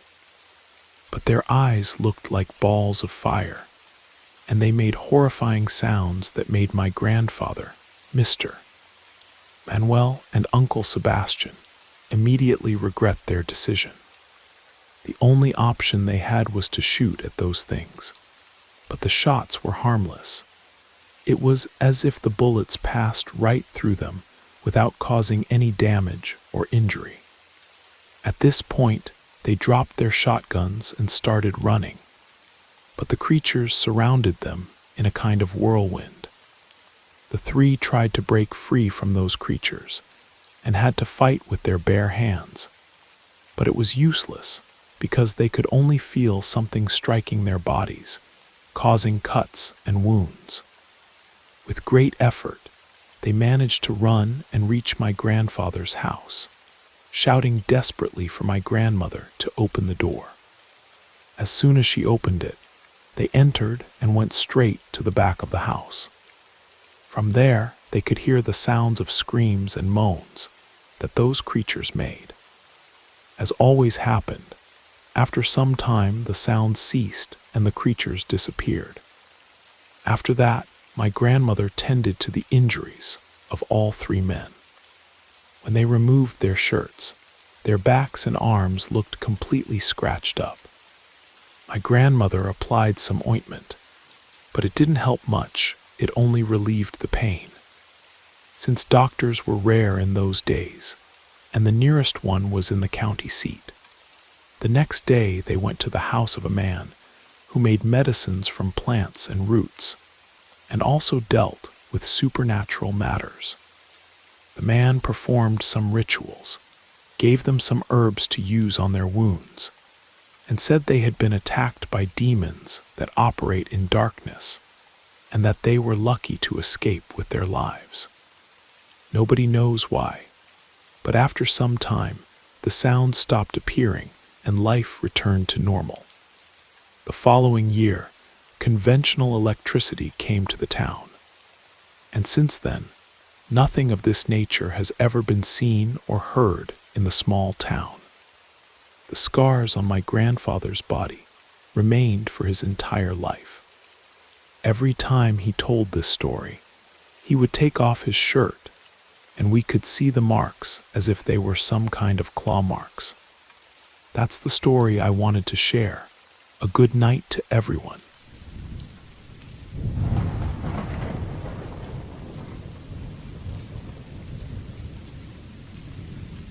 My name is Junior, and I'm 30 years old. I live in Phoenix, Arizona, but during spring break, while most city folks head to the coast, I prefer to do the opposite and go to the small desert towns of New Mexico, specifically to a place called Sunset Mesa in the high desert country. I always travel with my wife Julian and my twin daughters, Anna Clara and Anna Julia, to recharge our energy and return to our daily routine renewed.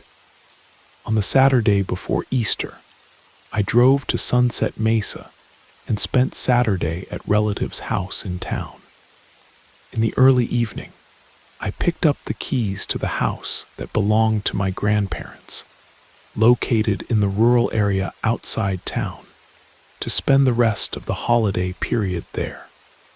The ranch was about an hour from town, isolated, with no internet or cell phone service. But the extreme contact with nature and the desert night sky made this isolation worthwhile. Upon arriving at my grandparents' house, my wife and I cleaned and organized the place, unpacked our bags, and cooked something for us to eat. After dinner, my daughters fell asleep, and my wife also decided to rest because she was exhausted.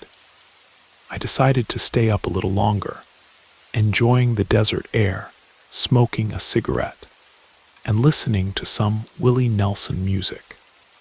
When the clock struck 11 at night, I felt a cold wind and had the vague sensation that something was moving among the sagebrush and cacti.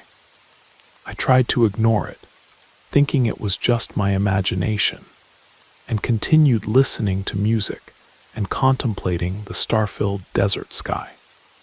However, about 10 minutes later, my car stereo shut off, and again I felt the cold wind and had the sensation that I was being watched.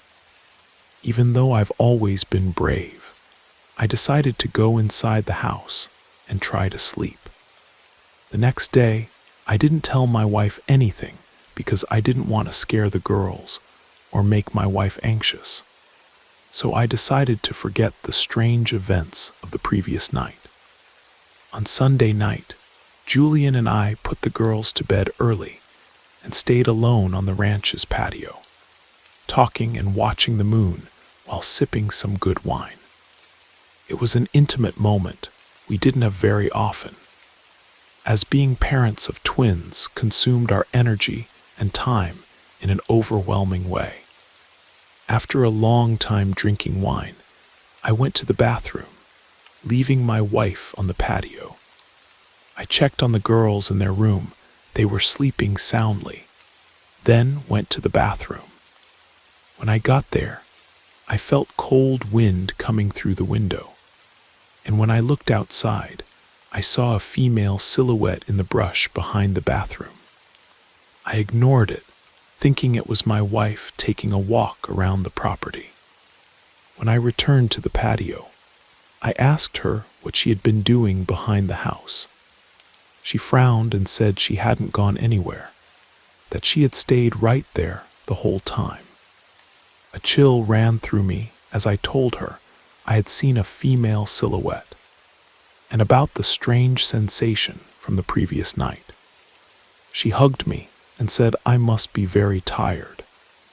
We went inside and tried to sleep, but I couldn't sleep properly. On Monday, we went for a walk in the desert to pick prickly pear fruit, a traditional food in this region. Along the way, I had the good fortune of running into my old friend called Babe. We talked about life and how things were in the area. He mentioned that a few months ago, a young woman had been assaulted and murdered near the house where my family and I were staying. He quickly reassured me, saying the police had already caught the criminals. I didn't want to tell my friend about the visions I'd been having, as I would have been considered crazy. We returned home, and during the night, I decided to go visit my friend's family. When I got there, we started talking while the girls fell asleep. I asked Julian to take them home in my car, since the house was nearby, and I could walk back. So my wife left, and it was just me and my friend on his porch. Around 1 in the morning, I said goodbye to my friend, who offered to accompany me. but I declined since I knew he was also tired. He lent me a flashlight to illuminate the dirt path, which I accepted, and I headed toward the ranch. It was relatively close, about a 15-minute walk. I began walking, and the silence was deafening. You could only hear the songs of crickets and coyotes in the distance. Besides my flashlight, the only light came from the stars and small points, indicating desert homesteads in the distance. Halfway through the journey, I felt again that cold wind I was beginning to find frightening. I continued walking when I began to hear female whispering coming from the brush. I got goosebumps and quickened my pace. The whispers grew louder as I approached the house. I was already quite terrified when, near the ranch fence, I saw ahead of me a woman in torn clothes with her hands covering her face, crossing the dirt road. She didn't move her hands from her face, and I could see she was whispering small laments and crying, making these sounds of anguish. I couldn't contain my fear and desperately threw myself over the barbed wire fence into the ranch property, ending up tearing and hurting myself on the wire. But I still managed to get into the house. I woke my wife and told her what had happened. We were both frightened, and she held me for a long time. I couldn't sleep that night, as I could still hear the crying of that woman, and a sensation of fear and sadness overcame me. Then, after the fear subsided, I remembered the murder case of the young woman that had happened near the house where we were staying. I immediately associated that figure with the young woman who had had her life taken away so brutally. The next day, I decided to tell my friend about the encounter. He didn't doubt me and suggested we go to the place where the young woman's body had been found. When we got there, I was immediately overcome by a profound feeling of sadness. I had never felt anything like it. I just wanted to cry. Even though I was an atheist at the time, I lit a candle, and my friend did too. We returned home, and I decided to leave before nightfall. My friend also thought it was better, as that situation could affect my daughters. In the afternoon, I left for the city, but I never forgot what I saw that night. Today, I'm no longer an atheist. I became a Catholic. There are things that will always pursue us until the day of our departure. Things we will never be able to explain or understand. That desert night changed my perspective on life and death forever.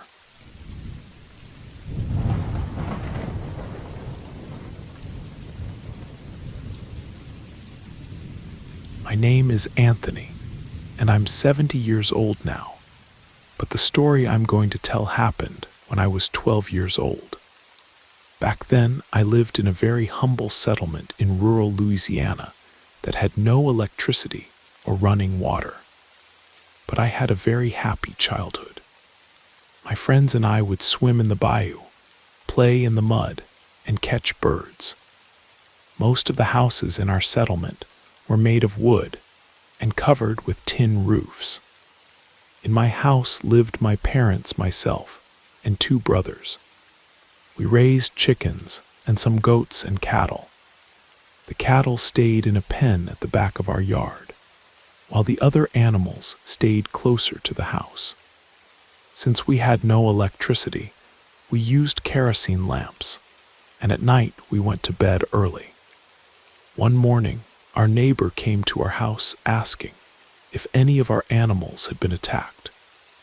My father said no. So the neighbor said that 2 of his sheep had been found dead and completely drained of blood. My father and I went to our neighbor's place, and when we got there, he showed us the dead sheep. The animals were completely bloodless. Whatever killed the sheep seemed not to want the meat, since the sheep hadn't been eaten. There were just 2 holes in their necks, and it appeared that whatever attacked them had drunk their blood. That scene was terrifying, as we didn't know of any animal that could do such a thing. After a few hours, other neighbors started arriving, each saying something different. Some said it was the work of a timber wolf. Others said it was a wild dog. But the truth is that nobody really knew what had attacked the sheep. Our neighbor asked for our help, so we dug a hole and buried the sheep. My father and I returned home and told our family everything that had happened. That night, my father, fearing that one of our animals might also be attacked, began making a scarecrow out of cloth. He then took it to our yard, and since it turned out well, my father dressed it in old clothes. And incredibly, that scarecrow really looked like a man. My father took the scarecrow to the yard and placed it sitting in a chair. He also put a straw hat on the scarecrow's head so that any animal trying to attack our animals would see the scarecrow and think it was a person and would flee. The next morning, we saw our neighbor knocking on our door again. My father asked, "What happened now, man? Don't tell me your place was attacked again." Our neighbor replied, "No, this time it was Johnson's farm. It seems the animal appeared there and also attacked his animals." Once again, my father and I went to see what had really happened at Johnson's farm. When we got there, we saw many dead chickens, and once again there were bite marks on the chickens' necks. Johnson said, "Last night I heard a noise in the chicken coop, but I didn't pay much attention. The noises continued, so I opened the window toward the chicken coop and saw 2 bright eyes, but whatever it was seemed small. I grabbed my flashlight and went out there, but when I arrived, the animal was no longer there. I only found the dead chickens. Once again, the men of the settlement argued. Some said it must be some rabid animal. Others insisted it must be foxes. After much discussion, nobody was really sure what animal was attacking the chicken coops. My father and I returned home. That night, my father once again placed the scarecrow sitting in the chair. We all went to sleep, but in the middle of the night, we heard the noise of our animals getting scared. My father got up, grabbed a shotgun and a flashlight, and went outside. He took a while and came back, telling us to lock the door tight. We didn't understand much, but we did as he said. He stayed quiet, placed a chair near the window, and sat there holding the shotgun. We could see that my father was waiting at the window, as if whatever was outside was very dangerous. We asked him what had happened, but he wouldn't say anything and told us to go back to bed, which we did. The next morning, I woke up early, but could already hear people talking. I got up and looked. In our yard, there were many neighbors. I approached my father, who was pointing at the scarecrow and showing something to the neighbors. When I got closer, I saw the scarecrow was completely torn apart and shredded. My father was saying, "I placed this scarecrow as if it were a guard, but last night I heard the noise of the animals, and when I got there, I saw the scarecrow that I had left sitting in the chair. And whatever it was, instead of attacking the animals, attacked the scarecrow thinking it was a real person." One of my neighbors said, "You see how dangerous this animal is. It attacked the scarecrow thinking it was a person, which shows it's dangerous to our wives and children."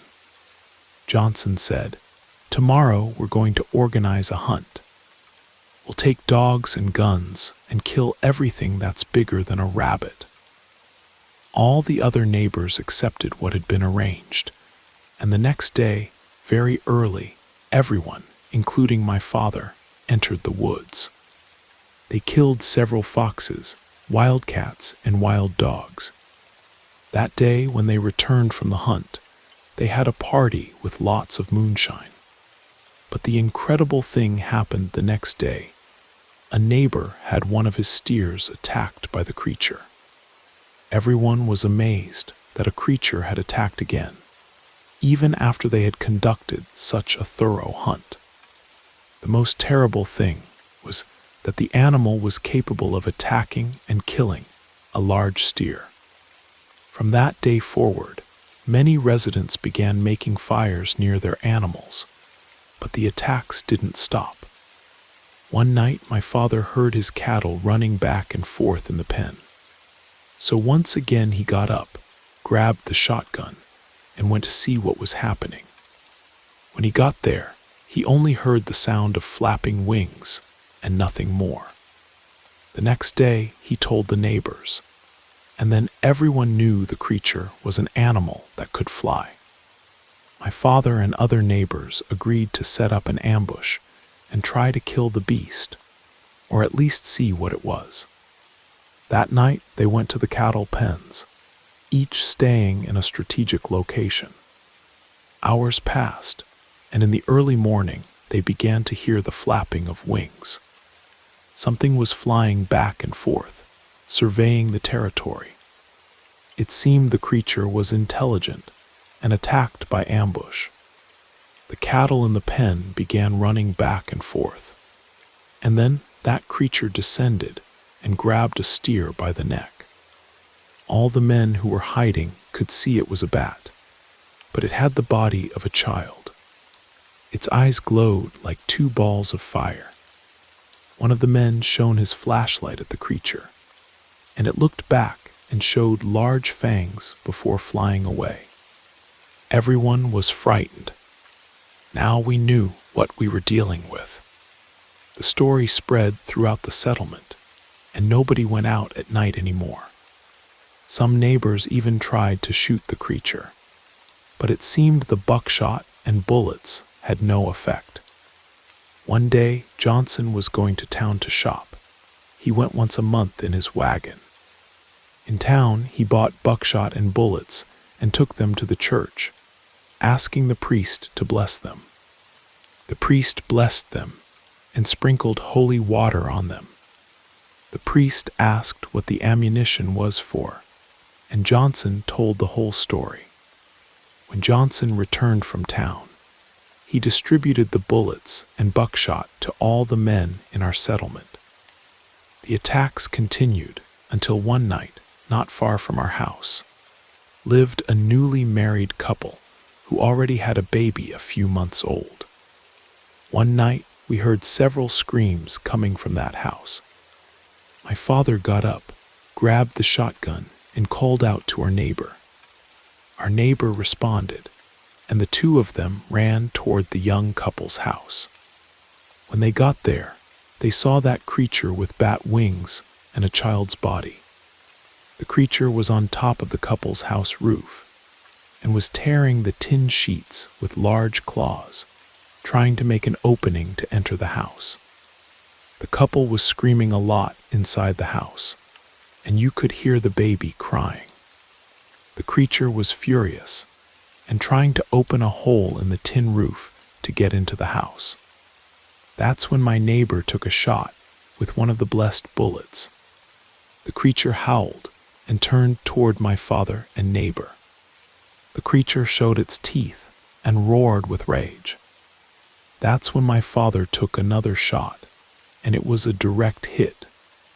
The creature fell from the top of the house. When it fell, it got up and tried to fly. It flew a little, but fell again. My father and neighbor approached and shot more, until the creature stopped moving. After making sure the creature was dead, my father and neighbor went to the couple's house and called to them. They were very scared, and the woman was holding the baby in her arms. They began to tell what had happened. They said they were already in bed when they heard the sound of wings flapping. And suddenly, the creature landed on top of their house, began to roar, and tried to enter through the roof.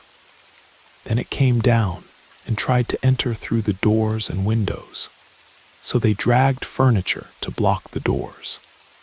That's when the creature went back up to the roof and began tearing off the tin sheets. Since they had no weapons, they started screaming to get the neighbors' attention. That's when they began to hear the gunshots and knew the neighbors had heard their screams and come to help. What we saw there was incredible. My father, our neighbor, and the couple went to the roof and saw that the creature had managed to open a quite large hole. If they had taken a little longer to arrive, it would have managed to invade the house. They went outside and stood near the dead creature. Soon other people arrived because they had heard the gunshots and came to see that strange creature lying dead. A creature with a child's body, fine fur, large claws and fangs, and bat wings. Everyone stayed there until dawn to see if that thing would transform. But the day broke and it remained the same way. The news spread that the men of our settlement had killed the creature, and soon more people came to see. The news reached the priest's ears, and around 4 in the afternoon, he arrived with 2 other men in a wagon. He placed the creature on top and took it away, but nobody knows where the priest took the creature to this day. Some people say he took it to the church, and then other men appeared and took the creature away. After that day, there were never any more attacks in our settlement. But to this day, this story is told around campfires, and there are still people like me who were there and saw the creature and followed the whole story.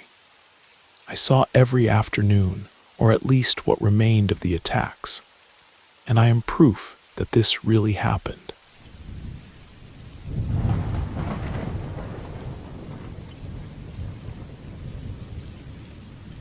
My name is John, and I'm 55 years old. I live alongside Highway 49, a road that connects Interstate 20 to the town of Meridian. Since I was little, I've witnessed countless accidents. This might seem normal on highways, but it's not this fact that makes this highway one of the most dangerous roads in Mississippi. On this highway, you can notice several crosses along its route, showing that many of the accidents are fatal. If you still think this highway is just like any other in America, let me show you that it's not. As I mentioned before, I grew up alongside this highway, and all the accidents happened at night. Sometimes I was already in bed when I heard the sound of a crash, and my neighbors and I would run there to find horrible scenes, accidents with no survivors. Many drivers avoided the highway at night, and there were numerous reports of people dressed in white at the roadside asking for rides, or people who would suddenly appear in front of motorists, forcing them to swerve their cars off the road. When they got out to see if there were any injuries, the person who had crossed in front of them was nowhere to be found. That highway was truly haunted. Even people on bicycles had stories to tell, and one of these was from my neighbor Antonio. He would say, "Last night I was coming from Meridian after a festival. I spent the night drinking and dancing with my friends, and when I noticed, it was already past midnight. I got on my bicycle and came along the shoulder. But suddenly the bicycle became heavy, and I felt as if someone had jumped on the back. I got chills all over but continued my journey, and that weight never seemed to decrease. I thought maybe there was some problem with the bicycle tires, so I stopped and checked everything was normal. Once again I got on and continued pedaling, but that weight remained the same. On the uphill sections, I got off and pushed the bicycle, and the weight was as if I was really carrying a person. When I got back on the bicycle, nothing changed. It felt like I was carrying a person weighing 50 kilograms or more. Then I began to hear breathing right by my ear. The fear was total. I pedaled while that breathing stayed right by my ear the whole time. From a distance, I could see the church of Our Lady of Mercy. Of course, at that hour there wouldn't be anyone there. But when I was almost passing in front of the church, whatever was riding on the back of the bicycle jumped off, and I heard the sound of feet hitting the ground. The bicycle became light again, and I almost lost my balance. Whatever it was didn't pass in front of the church. Of course, I believed Antonio's story. I had known him for a long time. He was a good person with a good family, hardworking, and didn't like lies. After this happened, there was a fatal accident on that same highway. A motorcyclist from another town crashed on that highway and suffered a serious accident. We went there to help him. He seemed conscious despite having many injuries, and he kept saying, "It wasn't my fault. I was riding my motorcycle when this drunk man fell into the road, and to avoid running him over, I had to throw the motorcycle onto the shoulder." He said this over and over. Several people arrived, and many were saying, "But sir, nobody on a bicycle passed on the road." But the accident victim kept saying, "He's right there," pointing to the darkness.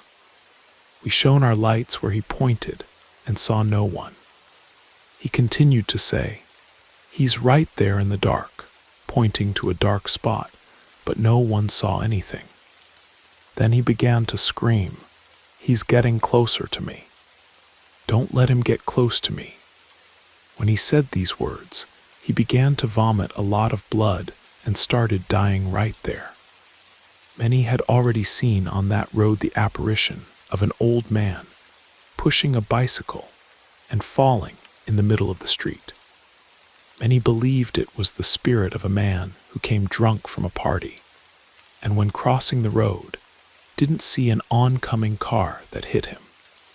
He died instantly and had his head completely crushed.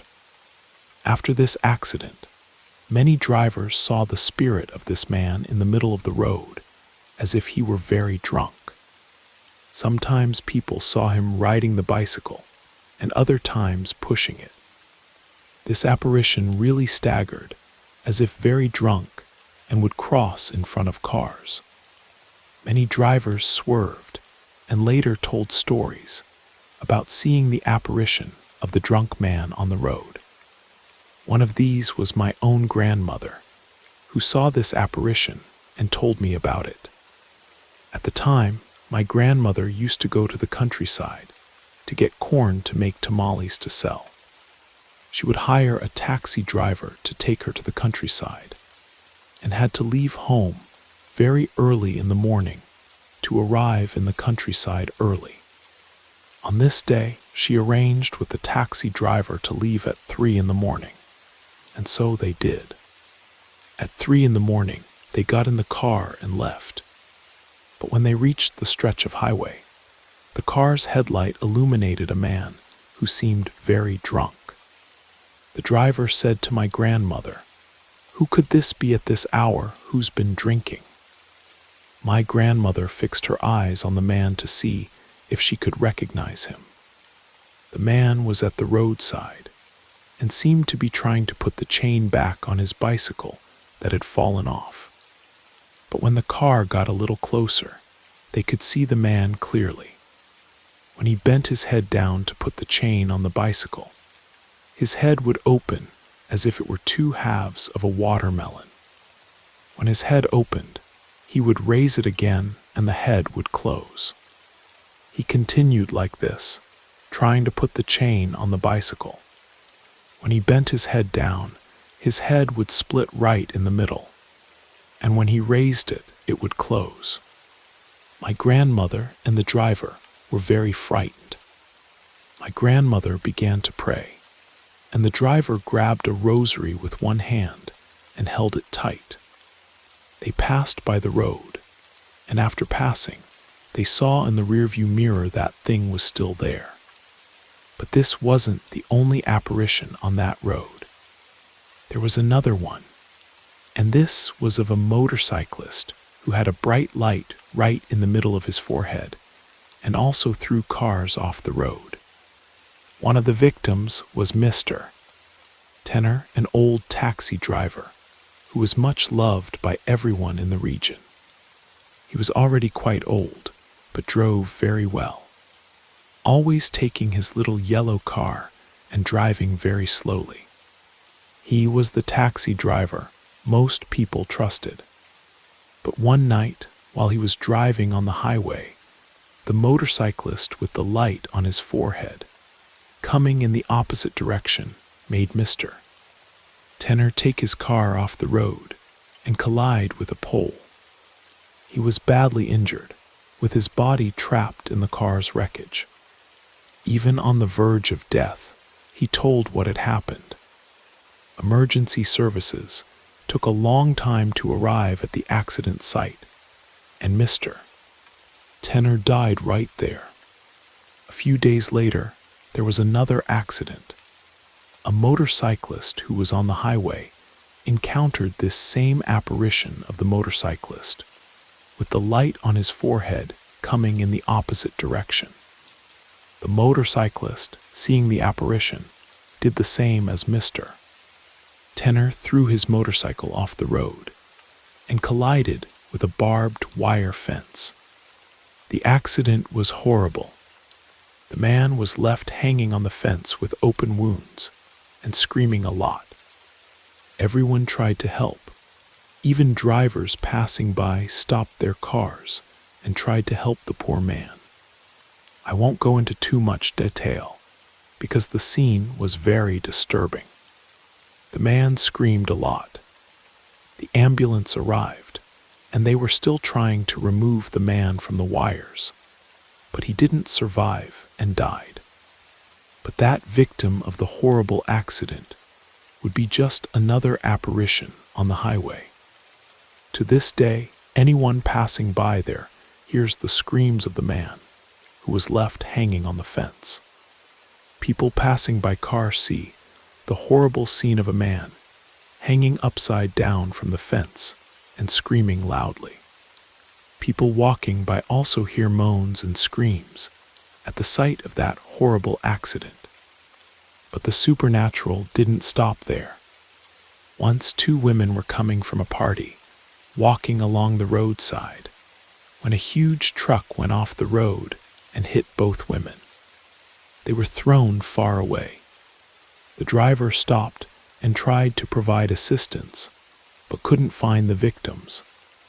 Several people arrived at the scene, and he kept saying, "I was driving very carefully, and don't drink or smoke or use any kind of drugs."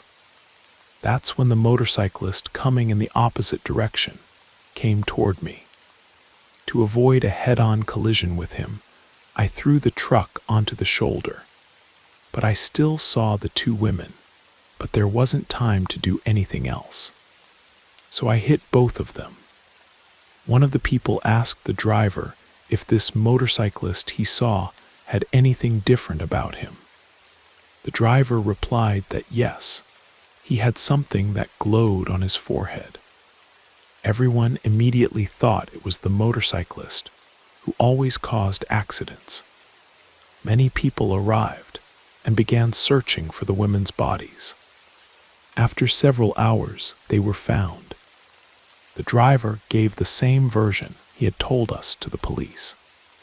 Those 2 victims also became apparitions on the road. Many drivers say that 2 women ask for rides at the roadside. When drivers pick up the women, during the trip they remain silent, and when they do speak, they always say they live by the roadside.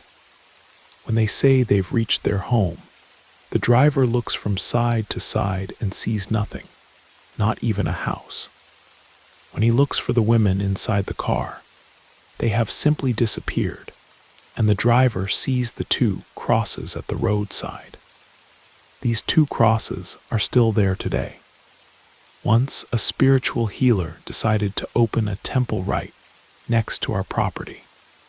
At first it was good, there were several parties. But then everything began to change. During the sessions, the mediums received many spirits of people who had died in accidents on that highway, and asked for water or screamed in pain. It was a horrible scene, and attracted by the light of the candles that the healer lit by the roadside, other souls appeared at his sessions asking for help. But not all souls were good. Some manifested in nearby houses. During the night, people heard footsteps inside their houses, moaning sounds, and other disturbances. The healer, unable to do anything more, said he was leaving, as that highway was very haunted, and he had never seen so many apparitions in a single place. But even before this healer set up his temple, supernatural things already happened in the houses that were by the roadside. And every resident had various stories to tell about hearing something at night on that highway. You can believe it, this story is really true, and many people avoid this highway. These stories reached the ears of the church, which sent a priest to the location. The priest went to the site, and that's when he ordered the construction of the Church of Our Lady of Mercy, which sits by the roadside. In this church at night, it's possible to hear prayers inside even though there's no one there. May God put these souls in a good place. This is the story of the most haunted highway in Mississippi, Highway 49.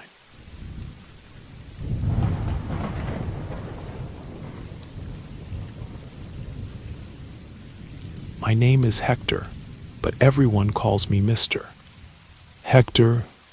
I'm 65 years old, and the story I'm going to tell you happened when I was 12 years old.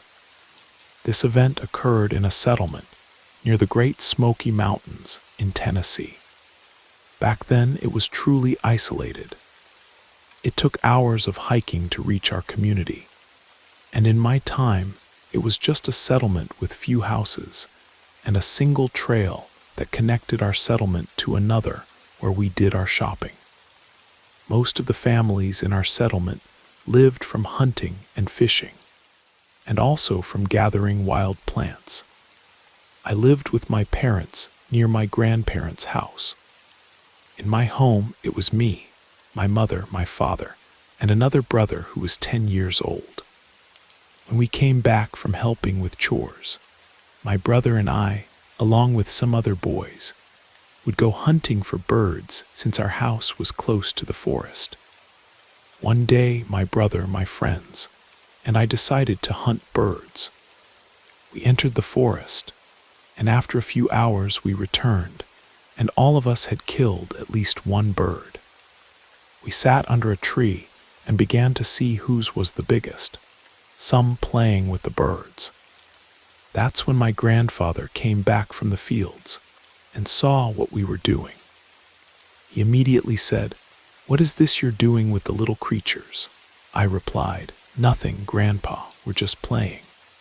My grandfather looked at me with an angry expression, put down the sack he was carrying on his back and a gourd for carrying water, and started talking. All the forest creatures have an owner, and whoever protects these creatures doesn't like those who kill just for fun. I asked, "Who is their owner, Grandpa?" My grandfather sat on a tree root, lit a corn husk cigarette, and began to speak. He is the protector of every forest creature, but he's known by various names, the forest guardian, the green man, among others. He's the size of a boy, but has the strength of 10 men. He has backwards feet to confuse hunters. His body is covered in moss. He wears clothes made of leaves, has red hair, and teeth with green tones. The elders used to say he fed on tree roots, which is why his teeth were green. He loves tobacco and moonshine. When hunters go hunting, they leave tobacco and moonshine for him, and this ensures they have a good hunt. But when hunters go hunting just for sport and kill forest animals just to kill them, the forest guardian gets angry and makes them lose their way in the woods. He also beats hunters and throws them into thorn bushes. He has the gift of imitating people's voices and animal sounds. But when hunters go hunting only to feed their families, the forest guardian, even if they don't bring moonshine or tobacco, doesn't get angry and allows the hunter who only wants to feed his family to have a good hunt. I then asked, "Ah, so that's why you got angry, because we killed birds for no reason?" My grandfather replied, "Yes, and for you to learn your lesson, you're going to eat those birds you killed." Then he gathered some firewood, made a fire, and told us to pluck the birds. He just watched. When the fire burned the wood and only coals remained, he went into the house, got some salt, and brought it to us. We cleaned all the birds, put salt on them, and roasted them. My grandfather watched everything closely, sitting and smoking a corn husk cigarette. After the birds were roasted, my grandfather said, "Now you're going to eat them, so you learn to kill only what you eat." So we, even though we didn't want to, began to eat the roasted birds, and my grandfather watched us eat every last piece. Then he took some tobacco, rolled it in paper, also took a box of matches, and told us to take it to the edge of the forest and leave it by a thorn bush. We did as he said. On the way, I remembered and said to my friends, "Ah, so that's why every time my grandfather goes hunting, he takes tobacco and moonshine to the forest to please the forest guardian." And it really was like that. Every time my grandfather went hunting in the forest, he took tobacco and moonshine, and he always came back with a good catch. After we did what my grandfather had ordered, we returned home. I arrived and told my father and mother everything, that my grandfather had forced us to eat the birds. My father replied, "That was still too little. If it were me, I would have made you eat the birds with feathers and all." Embarrassed, I sat at the table where my mother was already serving food. I didn't even argue with my father about what he said. In those days, it was customary to respect elders, and my grandfather always said when he punished me, "If your father complains and doesn't like it, you get a beating, and he does too, and whoever else doesn't like it gets a beating too." My mother sat at the table with us while we had dinner. After dinner, we sat outside, and my mother began to talk. "Do you know why your grandfather respects the forest guardian so much?" I replied that I didn't, so she said, "Once, when your grandfather was very young, he went hunting in the forest with other men. They were hunting a bear that had been killing livestock.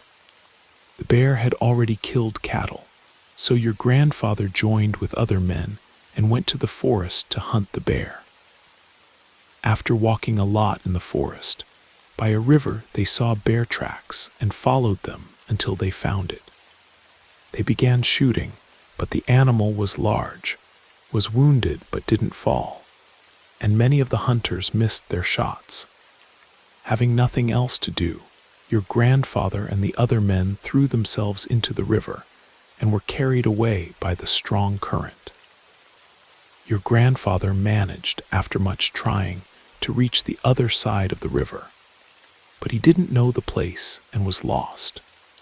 He began walking in the forest and got even more lost. He drank rainwater, and after 3 days he became weak and stayed under a tree. That's when he heard something small running around him. He wanted to flee, thinking it was an animal, but when suddenly some fruits were thrown in his direction, wild fruits, but this was good for your grandfather to eat. And so it went for 2 more days. Your grandfather saw a small creature running in the forest, and suddenly that creature would throw fruits in his direction. On the 5th day, your grandfather was a little stronger, got up, and could see a small boy dressed in clothes made of tree leaves. The creature made a signal as if calling your grandfather, and your grandfather followed. The creature stayed far ahead, and your grandfather couldn't see it clearly. But the creature would hit the trees with a piece of wood, and your grandfather followed the sound. He followed the sound to a path, and it was a trail to a farm. When he got there, the sound stopped. Your grandfather entered the pasture and walked to the farmhouse. There the owners received him, giving him food and water, then taking him home. When he arrived home, it was the biggest celebration. Everyone thought he was dead, since 5 days had passed that he was lost in the forest, and many men looked for him in the woods, but didn't find him. However, they found the bear's body and thought your grandfather was really dead, since he was lost in the forest for 5 days. Your grandfather told everything that happened. Many believed and others didn't, but to this day, your grandfather greatly respects the forest guardian. I heard the story and now understood why my grandfather respected the forest guardian so much, and I also understood why he always took moonshine and tobacco to the forest. It was a way of giving thanks. The days went by, and one day news arrived in our settlement that the county had granted a large area in the forest of our settlement to make a landfill. It didn't take long for large machines to start arriving to tear down the forest. My grandfather saw those large machines tearing down the trees and said, "This isn't going to work out well." That's when one of the workers was in his machine, tearing down trees, when a large quantity of stones were thrown in his direction. He lost control of the machine and ended up crashing into a creek. The next day, 2 machines were needed to remove the one that was stuck in the creek. One night, their camp was invaded by several snakes, and some men were bitten. All of this was reported to the county officials, and they did nothing. One night, the workers saw a boy running near the machines, and that's when suddenly the machines caught fire, one by one. The workers tried to put out the fire but couldn't, and while they tried to extinguish the flames, they saw the boy running through the forest and smiling. The next day in the morning, the workers noticed one of their men was missing. They began looking for him. He was missing for 3 days and was found inside a thicket of thorns. Everyone was upset, and he was very injured and covered with thorns all over his body. The work contractor called the county officials and said that in that forest he wouldn't set foot again, and none of his workers wanted to return to that forest either. They stopped tearing down the forest and left. The next night, everyone in the settlement heard laughter and whistling coming from the forest. My grandfather, hearing the laughter, said, "That's the forest guardian. He's good to those who are good to the forest, and bad to those who harm the forest." My grandfather continued to leave moonshine and tobacco for the forest guardian for many years. Later, my father took over this duty, and today it's me who, every time I go into the forest, doesn't forget to bring tobacco and moonshine. To everyone listening to me, the forest guardian is sometimes there in many forests. Good night, and may God bless everyone.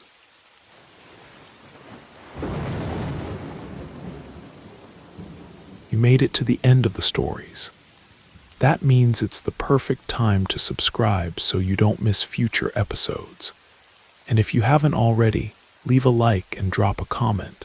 I'd love to hear your thoughts. Have a great time relaxing, and good night.